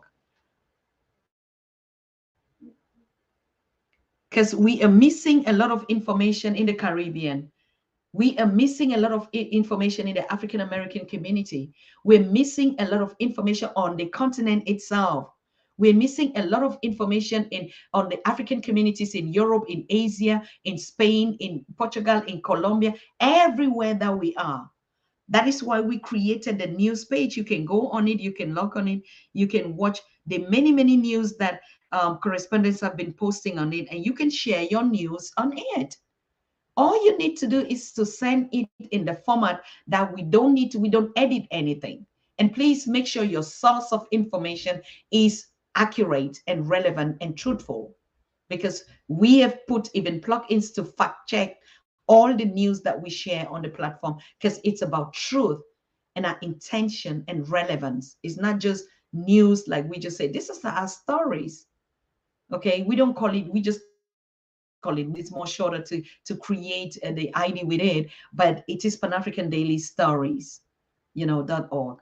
So I just sent to you that, and you also do know that we have the Pan-African Daily TV website. You know that, isn't it? But the website is, like I said, it's just a collection of our data here. Like when we have a session like this, what do we do not to misinform or to lose our data? So we transfer the conversations of today on our own very server so that we don't lose it in terms of archives and something like that. So that is just there. It just tells us who we are, but you can get into it. You can explore the panafricandailytv.org. That's it. And we have the panafricandailynews.org. And then we have the africawewon.org, which is the main organization. And we have Susan Tatah slash Pan-African Daily TV. So these are all our spaces. And we have AfroWorld.tv. AfroWorld.tv, we suspended it because the plugins and even, getting it on the app, which was our all platforms, where we have the Farmers of Thought with Maponga Joshua, Professor James Small, Professor PLO, all these connections, even Social Africa on that space. But we had suspended it because we need to focus on one thing before we develop all those apps. We're not in a hurry. We're building a credible land from fresh. So it's a sustainable long-term project.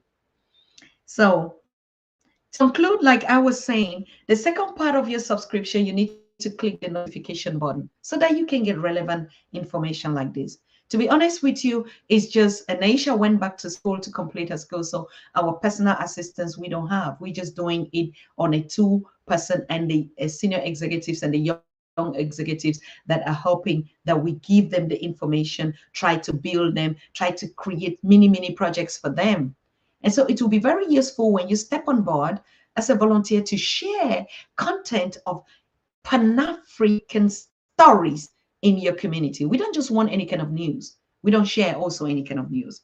If it's not relevant, we don't consume it, as you know. Yeah. So on Tuesday, we are going to have Queen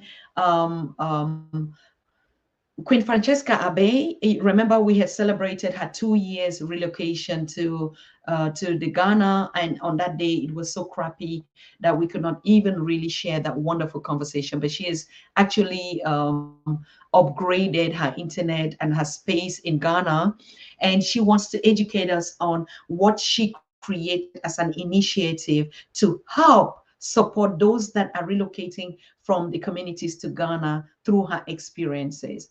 And so her organization is called DART. DART, DART. I just don't have it on me now to tell you the meaning, but she'll be coming on Tuesday. It is very important for you to understand when we say the nature of us building our economy and our businesses is exactly the structure that we're using on Pan-African Daily. So the sister relocated to Ghana, and we followed up her mission in Ghana. And what are you doing? Did you just go to just enjoy mother continent? No, most of us go because we have business objective and economic development of our people. Every person on this journey that leaves the diaspora leaves their comfort, because sometimes when we talk about the diaspora, it's just as if everything is wrong here. There is a comfortable place, a home where they found for themselves, even though they were hijacked. But most of them have already built this root in this country, and it's their home.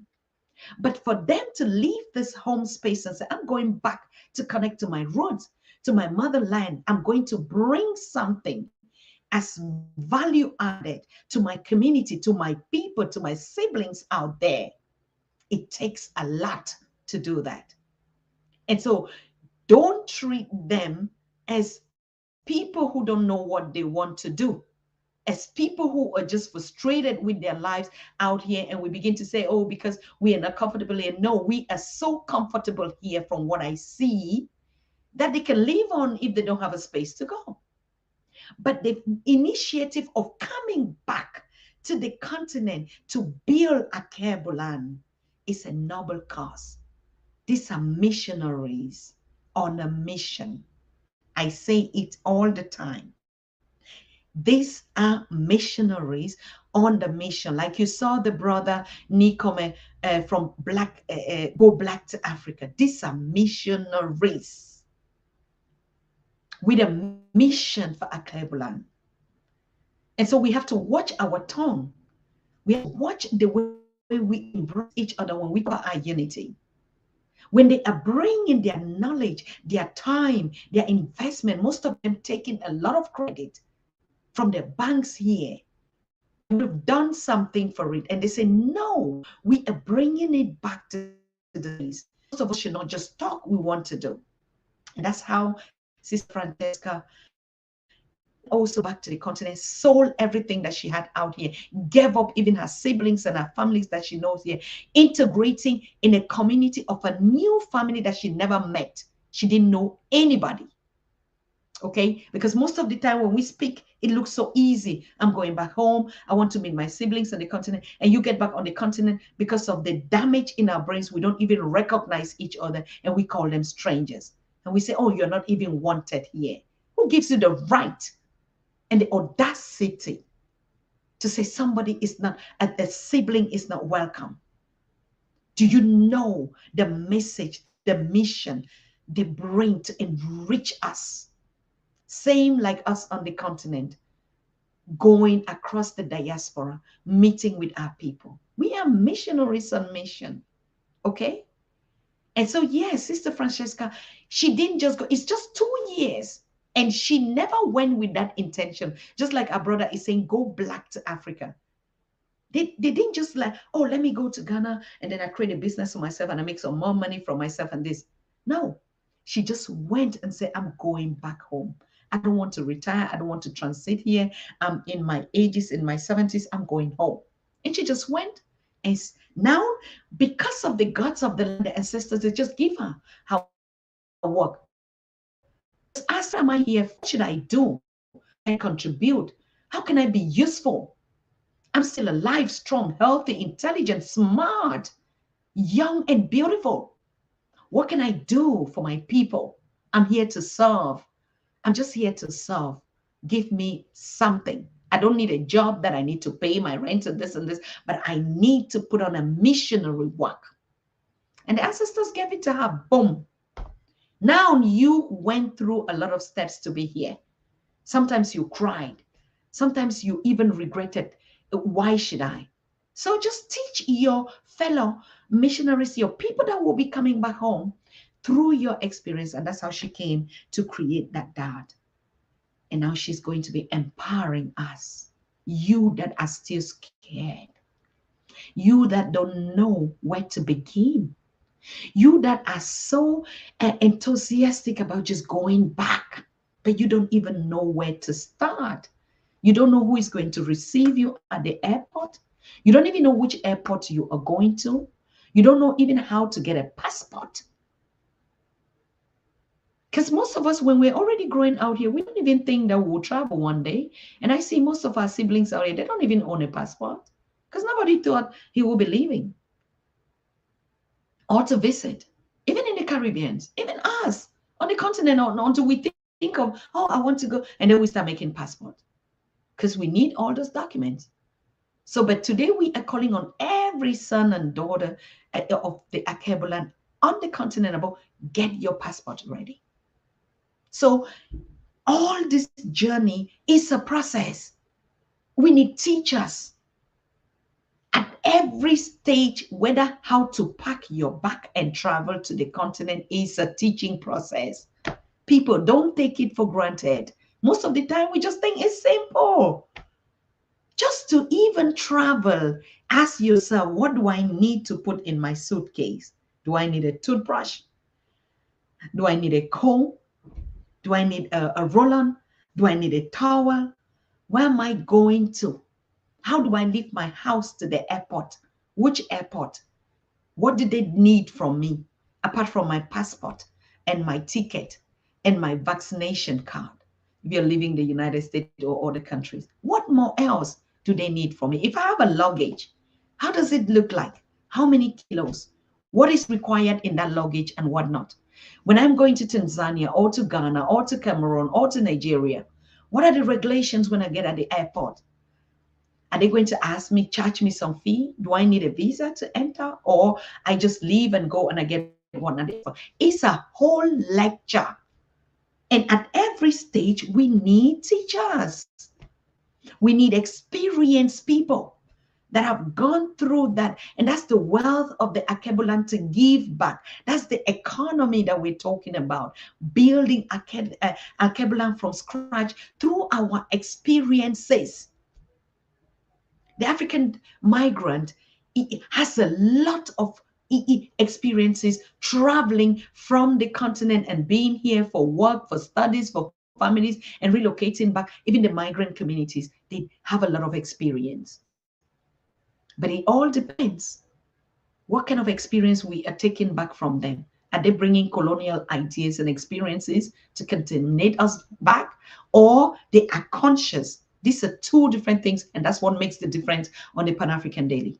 The difference is the people that we bring to give you this information are exactly the purpose and the mission why we are here. So the information has been chewed and brewed and assessed by our ancestors and our work to know that what we're giving you is just what you need. So don't search any other way. Okay? So I'm so happy. I know I'm just talking to our brethren out here who are still up here. And those of you on the continent, really, I wish you good night and I thank you for your time. And even though I see a lot of you are still connected here, but I spare this extra time after King Maponga has gone to really connect with you because I miss you a lot on this 1 week. Do you know how painful it is for me to miss you and to be a whole week without you on the Pan-African Daily? It's a pain. And that's why you see us posting and posting. We're on the TV space here. We are on the daily news page. We are on our Facebook page. And so we are active. We can never just be like, we just go on a vacation. This is already too much vacationing for us here. Okay. So yes, we thank you so much. Thank you for your contribution and those of you that are donating. Make sure you donate to the Pan-African Daily TV. Each time you see me come live, please, we need your financial support because we are integrating a lot of programs that are coming up. Like in the last week of December, we're going to give you a relay of 2022. Patrick and I are going to be analyzing what we achieved in 2022. We're going to analyze even political speeches and the most followed conversations and the milestones that we went through. Remember, we went to Panama and we never reported about that. So we are going to give you a feedback of 2022, and we're trying to put this structure in a very coherent way that Those of you that are just subscribing to our channel for the first time, or that caught us in the middle, or that just accidentally happened to see us or to discover us, we are going to still walk you through 2022. What were the milestones? What happened in the diaspora on the continent in terms of politics, in terms of growth, in terms of whatever? We're just going to pick them and give you a relay, and so you don't miss out on anything. Okay. So we're going to talk about the Panama journey. And next year is 2023, and we'll be in Colombia. So you see, it's not stop. We're not stopping at anything. It's a continuous thing. And we learn from the experiences of 2022. We take them into 2023. But remember, last but not the least, I told you the 2023 series or season is going to be really focusing on the economy of the Africa we want. We want to teach ourselves what is money in this systems that we evolved in. We know that our systems were trade by barter. We just shared. How did money become a part of the process, and how do we know what money is? And then we focus on the agriculture. Like I posted on my code, there is no culture without agriculture, because that's the basis of everything that we come and we are today. So we want to teach our young people, ourselves even, how to create wealth, how to maintain wealth, how to develop wealth, how to preserve wealth, how to transfer wealth from generation to generation. It seems easy from the way I just speak about it now, but it is profound. For the past 2 years, we've been talking about the knowledge of who we are. And it is enough time for us to have understood. We now are coming with the daily Sundays just to again brush up your memory and put it into a transforming space of reality. That's what we do with the gospel according to Yahshua Maponga every Sundays. And now, should we stay on just talking? No, we have to move as fast as the speed of light that we are. So next year is a season of greatness, of starting by nothing to becoming the billionaires that we were meant to be and that we are. I said it again, I repeat, buy a piece of land to start with. Inherit the piece of land from your fathers and your mothers. All of them they had. We said it in 2020 and 2021. The kings have to give back the piece of land of the siblings in the diaspora. When they captured them, their parents owned land. Right. But our siblings say, okay, it's fair, it's still fair. We want to get land. We need possession of land in any country. Who is responsible for that? All these topics, we have to treat them in 2023. So that each and every child, even the one that you give birth to today, you make sure as a parent, the first responsibility is you give them their piece of land. It is their duty and their responsibility. And we're going to treat that topic when we start talking about polygamy. And when we talk about respecting our children, what does that mean in the context of the Africa, in the context of the Akebulan? What does that mean? Respect your children.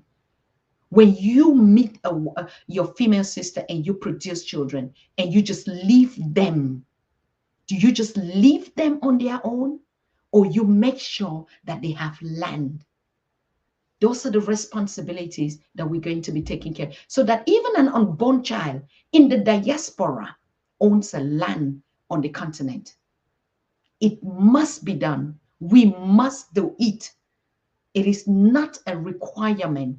It is a pledge and a legacy and a right for all our children in the diaspora at home and to own a land.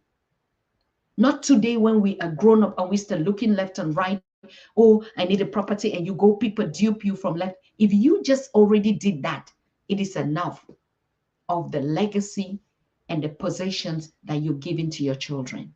All of you in the diaspora, whether you are 10 in the family, you have to make sure that your children, your grandchildren own a piece of land on the continent. I don't care where you want to do it. We have a lot of vast land on 60%. They say 60%. I always say 80. I add 20 to it all the time. Uncultivated area bar. You go everywhere. We still have forests and jungles and waters and everything. Give a piece of land and put a stick and a name of your generation. Carry the dust of your ancestors, the remains, go and put it there and name your family structure onto it. You can come and stay and do your jobs or do what. That is not the problem, but you have to. It's a point of duty for you as a parent to do that for your children. It doesn't cost you a lot. Stop that you need to go and borrow and take credit. You just need to do a 1-week job here and sacrifice on that and say, I'd say, oh, what do we call our sisters and our siblings? Most of us just go producing the children and just producing our ancestors out there. No, you have to get a piece of land and you build that cornerstone of your ancestors there and you put your children's name onto it. Then you can go and do whatever you want to do. But you must have done the right thing. Okay? So thank you. Have you been drinking water and minding your African business here today? Because this knowledge that I'm pouring from you, like I said, you have never seen me with any book. Look at my hands are empty. No book, no pen, nothing. It is just a download. It's just a message from my ancestors that I'm giving to you. And I must give it. If I don't give it, I know no peace.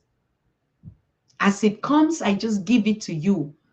It's not knowledge from my own that I went and researched and I think. As I sit here, it comes and I give it to you in a raw copy that it is. Make sure all of you in the diaspora have a piece of land for your children. Doesn't matter wherever. Okay? Get yourself to work and do a 1-week job.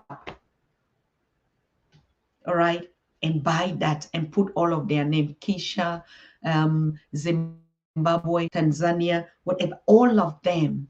That's the first thing you must achieve in 2023.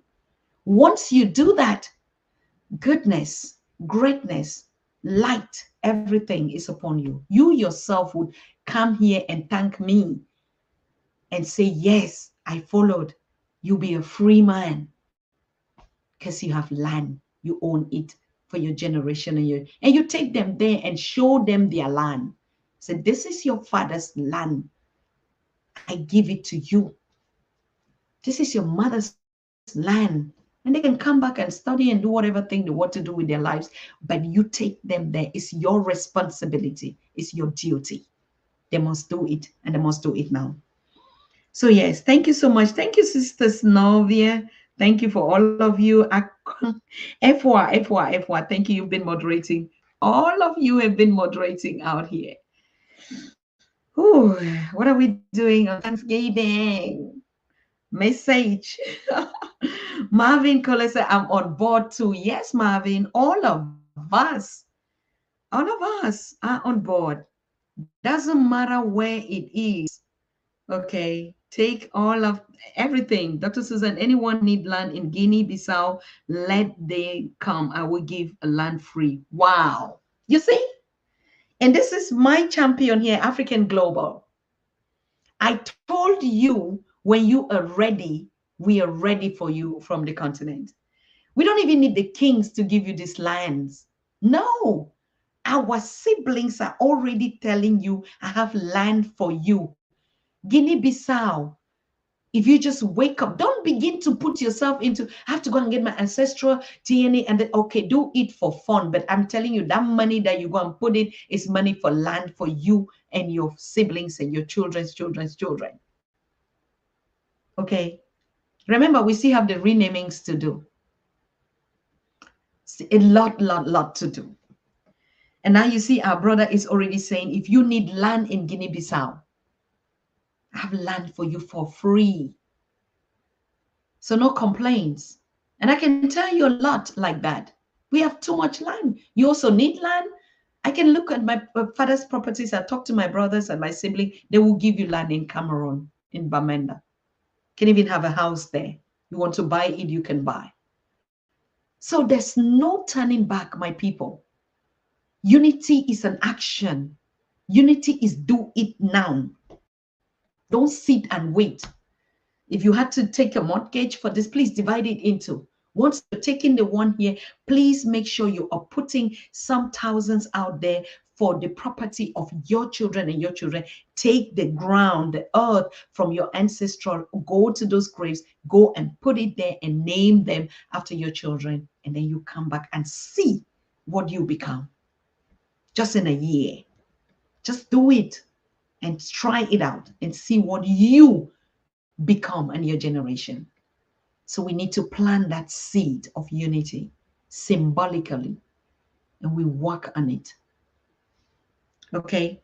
Yes. So a lot are going to be coming up. Synovia, really, you see what our brother is doing, and a lot are coming up. Maponga already told you a lot. They have land for you in Zimbabwe. They have land. A lot are coming up to say, yes, we have land. Like I said, next week I'll be talking to my family, and I will come back to you really with a feedback if they have land for you. If you need to buy it, then they'll have to negotiate. You want to be in Limbe, or you want to be where I will put out all those offers in Boya. You want to be in Bamenda. Where do you want to be in Cameroon? I know a lot of you are saying, yes, my ancestors are saying we come from Cameroon. I'm here. It's not just, you know me, I'm not just a daughter of Cameroon. I'm a daughter of Africa. Any place that you want, we're going to get you settled there. Yes, we're going to get the puff pass. Hey, brother, I already told that. Wait, the day we're launching the Africa We Want Omoja Festival in the US.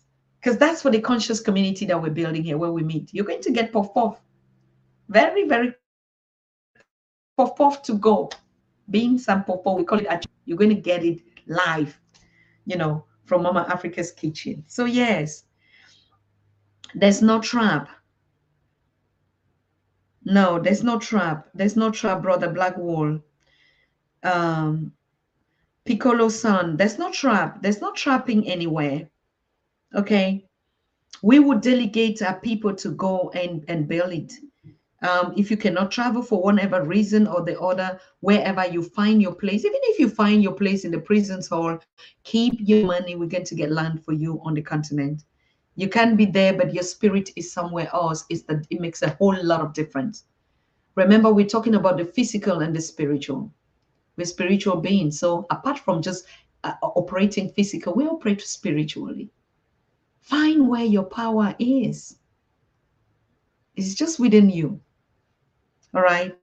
But if I'm sitting here, even in the dark somewhere, and I see that my children are settled, they have their piece of land, their earth, where they're going to feed themselves, or where they will return, where they will want to end, or where they would even be buried, when they're no longer to transit out there, it doesn't matter when I'm behind the bars, I'm comfortable because my spirit is at work. There's no space that gives us the limit not to be able to produce light. And we hear this, a lot of people, no, I'm in the prison, I'm in the bars. We have a lot of our prisoners out there in Central Prison, Yaoundé, and everywhere on the continent. It doesn't stop you. That's the power of the digital space and the magic that we are experiencing now. Just like me connecting to you. So there's no limitation to the spiritual beings. You operate out of even your physical space. Am I wrong? Yeah, so that's the way forward. And we are going to see ourselves, yeah, African daughter, you came late. Don't worry, brother. You're going to replay it. It's just a lot of information here. And we're already at almost 2 hours 19, and I'm very sure we're going to break 2 hours 30. So yes, we would get it. You see, it's coming free. And I called a lot of you a couple of times, and we said it, families that are willing to take their siblings from the diaspora, please connect with us on the Pan-African Daily. families that have land. Because we're talking about going into the season of creation. And most of this space, some of us are even thinking, what do I do with it? I have too much land. I don't even know how to start it. So I just need my sibling from the diaspora bringing the skills. If the finance is the problem, if not, come with your hands and we would till the land. Now we know who owns the land, our father's land, like Sonny Okoson educated us. I just love it. My studio is getting darker because I didn't put on the light because it's almost, yeah. Thank you, Sister Snovia. Thank you. And I miss Cheryl. Where is Cheryl? Where is Queen Nadada? I'm not seeing men out here. Where is Matamera? She showed her face. She must be sleeping now. I know it's late out there, but the Kings are up. NS is up. Blackwall is up. Marvin is up. Caesar is up. Muddy is up.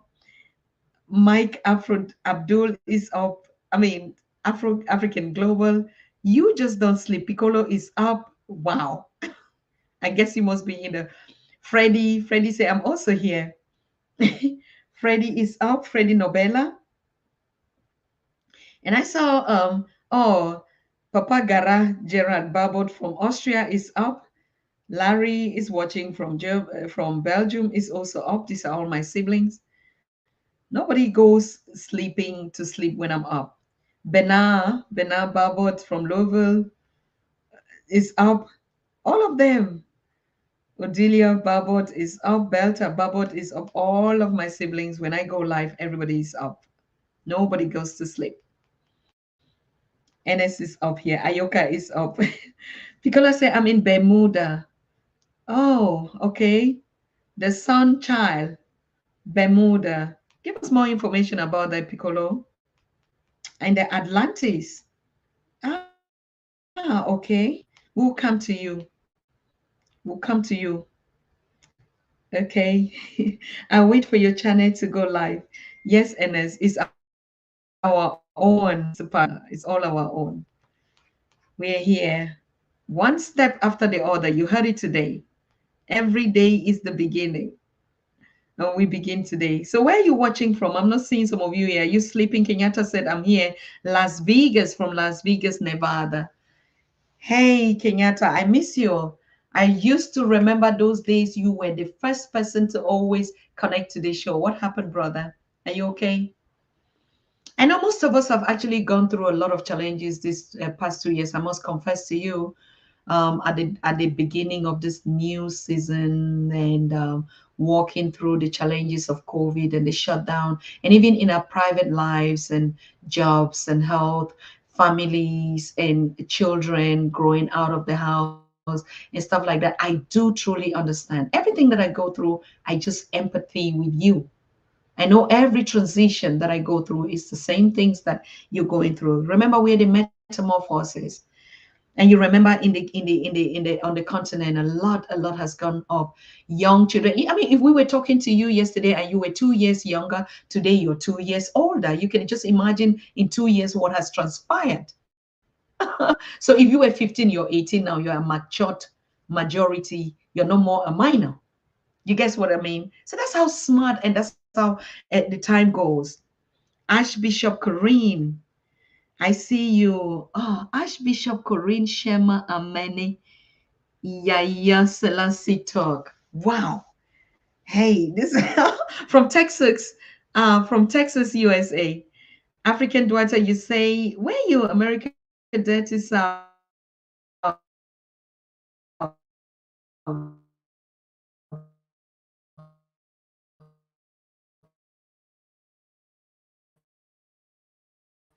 What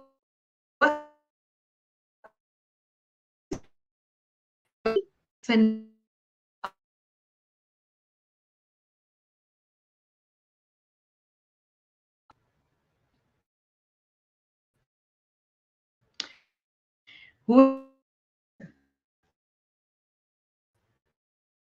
no, I was stopping by that for sure. If I come around Mike, you're calling from Norway.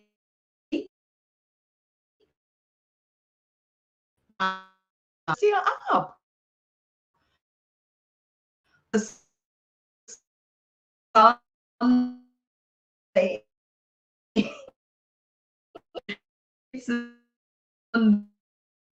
I know. It's messages here.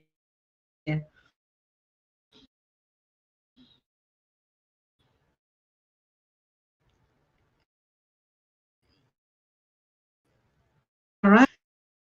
Yeah. I don't know.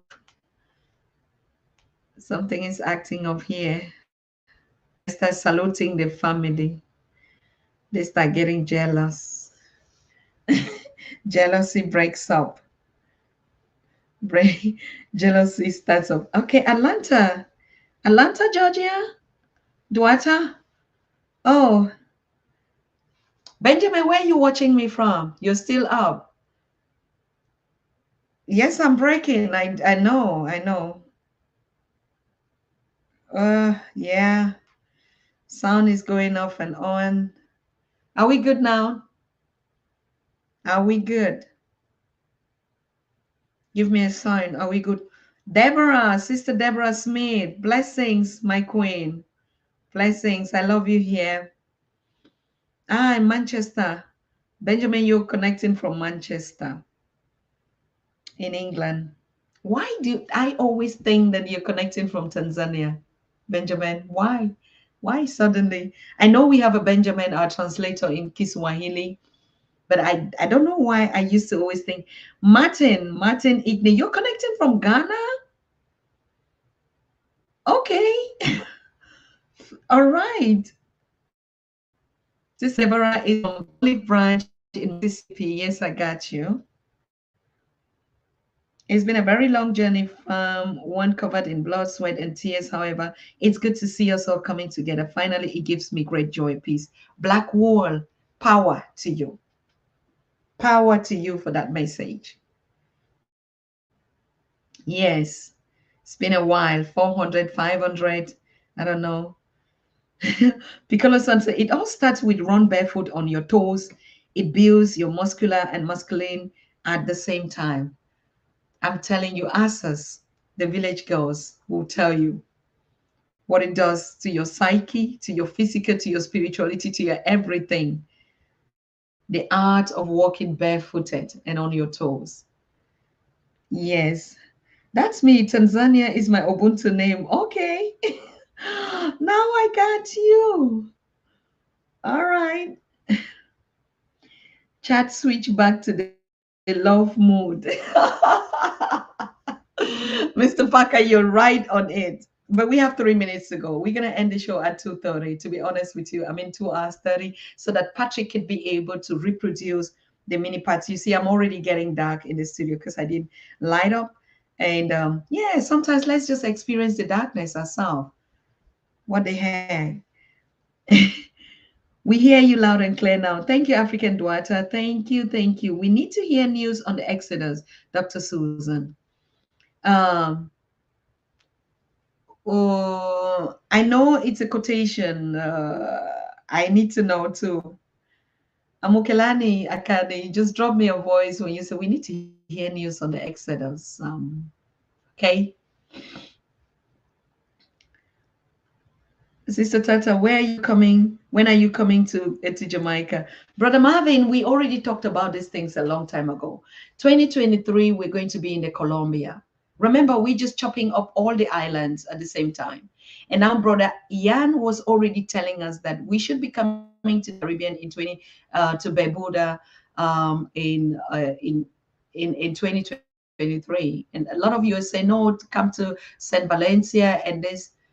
We have to organize and just tell me, hey, Sister Tata, when are you coming? And I'll just be there. It's like the Queen of Panama just reached out to me yesterday and said, hey, set up your date and calendar, will be in Colombia. I just like, yes, we're on the spaceship, isn't it? So yes, we build, we organize ourselves and we are there. Can someone recommend an online space to connect with others? AfroWorld.tv is actually the space that we created. It's like a space Facebook. I don't know what other space you're looking like. Is it a pen pal platform or what? Whatever. Be specific. I think I can help if I can throw it into the group and they can connect us. Black woman creator of all mankind. That's true. Black Parker. We're waiting also on your platform. See, people already asking where should we be connecting. Brother Ernest Parker, I told you, is building a massive platform for us where we just speak and we reproduce our content and everything. And that would be another if an alternative to AfroWorld TV if the apps there are not giving us the space, right? I guess we are at 2 hours 38. It's time to say tuko pamoja, akwaba, asante sana, miaka, beriwo, all. The moment, you guys are so good. I'm telling you, this family that I have here, I don't know how to describe you. You're like me, and I'm like you. One thing that I discover with us is the power to separate. It's not possible. The moment I just say, and you see chupi, they're dropping in like, no, don't go. We are here. The moment now I see Johnny Johnson, you were not here. You okay from Mexico. You're tuning in from Mexico. Where were you, Johnny Johnson? Ayoka, you say you love the show. It's your show. It's your home. Ayoka, it's us. It's all our own. Okay. The moment I say good night to you, the moment I see you start poking in your noses and showing me your faces, I'm like, no, Dr. Susan, you shouldn't be going anywhere. But I need to go because we have to prepare. I just went to your news channel just for a few minutes ago. So how do you find it? Like you never even went. A Telegram space? Yes, we have a Telegram space. We really just did not connect to it, but I'm going to activate it again and we bring it to you tomorrow. Okay. Yes, Brother Wool, because these other ones are so limited. Even we had talked about integrating the WhatsApp groups that we have. We have a lot of them with the limitation, and most are repeating themselves. So I think I will have to go back. Bernard Babot had created the Telegram space for us, and sometimes we just had abandoned it. So we're going to activate it, and I'll share the link, and all of us are going to be bombarding there, right? You love Pan African Daily TV. Yes, we do, and I love you too. We are all. I copied and pasted the link. Wow, Ernest, thank you. Yes, we have the news space, and you still see news is pretty much not represented. We don't see the Caribbean space out there. Okay, we get some of the Patrick really does a lot with the young journalists out there trying to collect some information, but we need it from you. Send us your news and we're gonna put it there. And we're even just gonna make you, you can also update your pages on there. And yeah, so it's a collective thing. Wow, we the damaged goods we need to heal. 2 years ago, Brother Ernest Parker, we are done with that. We just excelling, enjoying our space. We're already healed. I can really tell you. We step back a time, we're gonna get influenzas, flus, colds, and stuff. But the colonial sickness that we inherited is gone. We don't want to keep it anymore. We depart from it, and now we're getting into the space of light and creation, isn't it? Yeah. So we healed. We just wiping the remnants of cleansing now. I'm waiting to see your platform, not to duplicate the content. It. Telegram space. Yes, I already passed that. Did you send an email? I have sent an email, Piccolo son. Yeah, because you said that email doesn't work. It's so up. It's like I went to look back and like it works. I've been sending email there. That's why I posted again, panafricandailytv@gmail.com. Make sure you always check how sometimes you want to write it and they just cut out the G and just give you mail and it won't come. But we are live and very active there. I can moderate if you have a need. Please, Black Wool, please. Just drop me your contact in our WhatsApp, +49 1578 211 2379. We need moderators. A lot.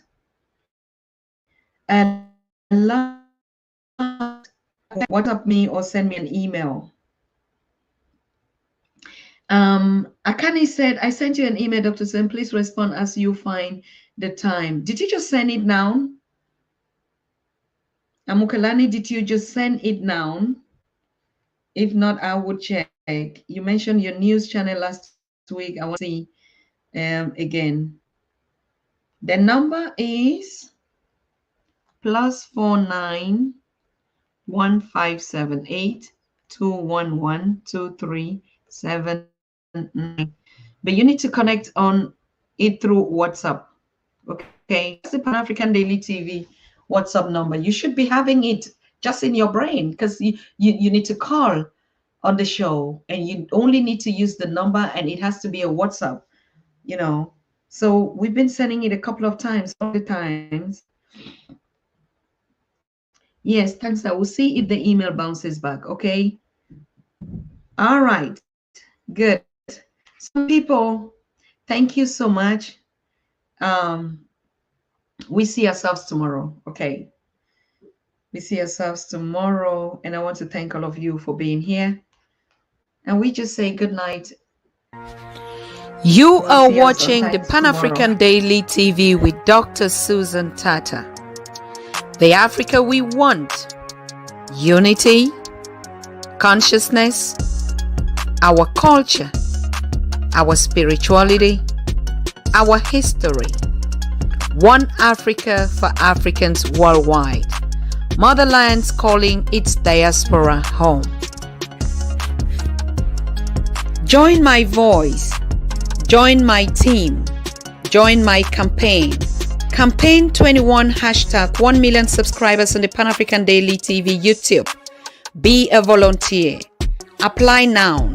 Be the new Africa.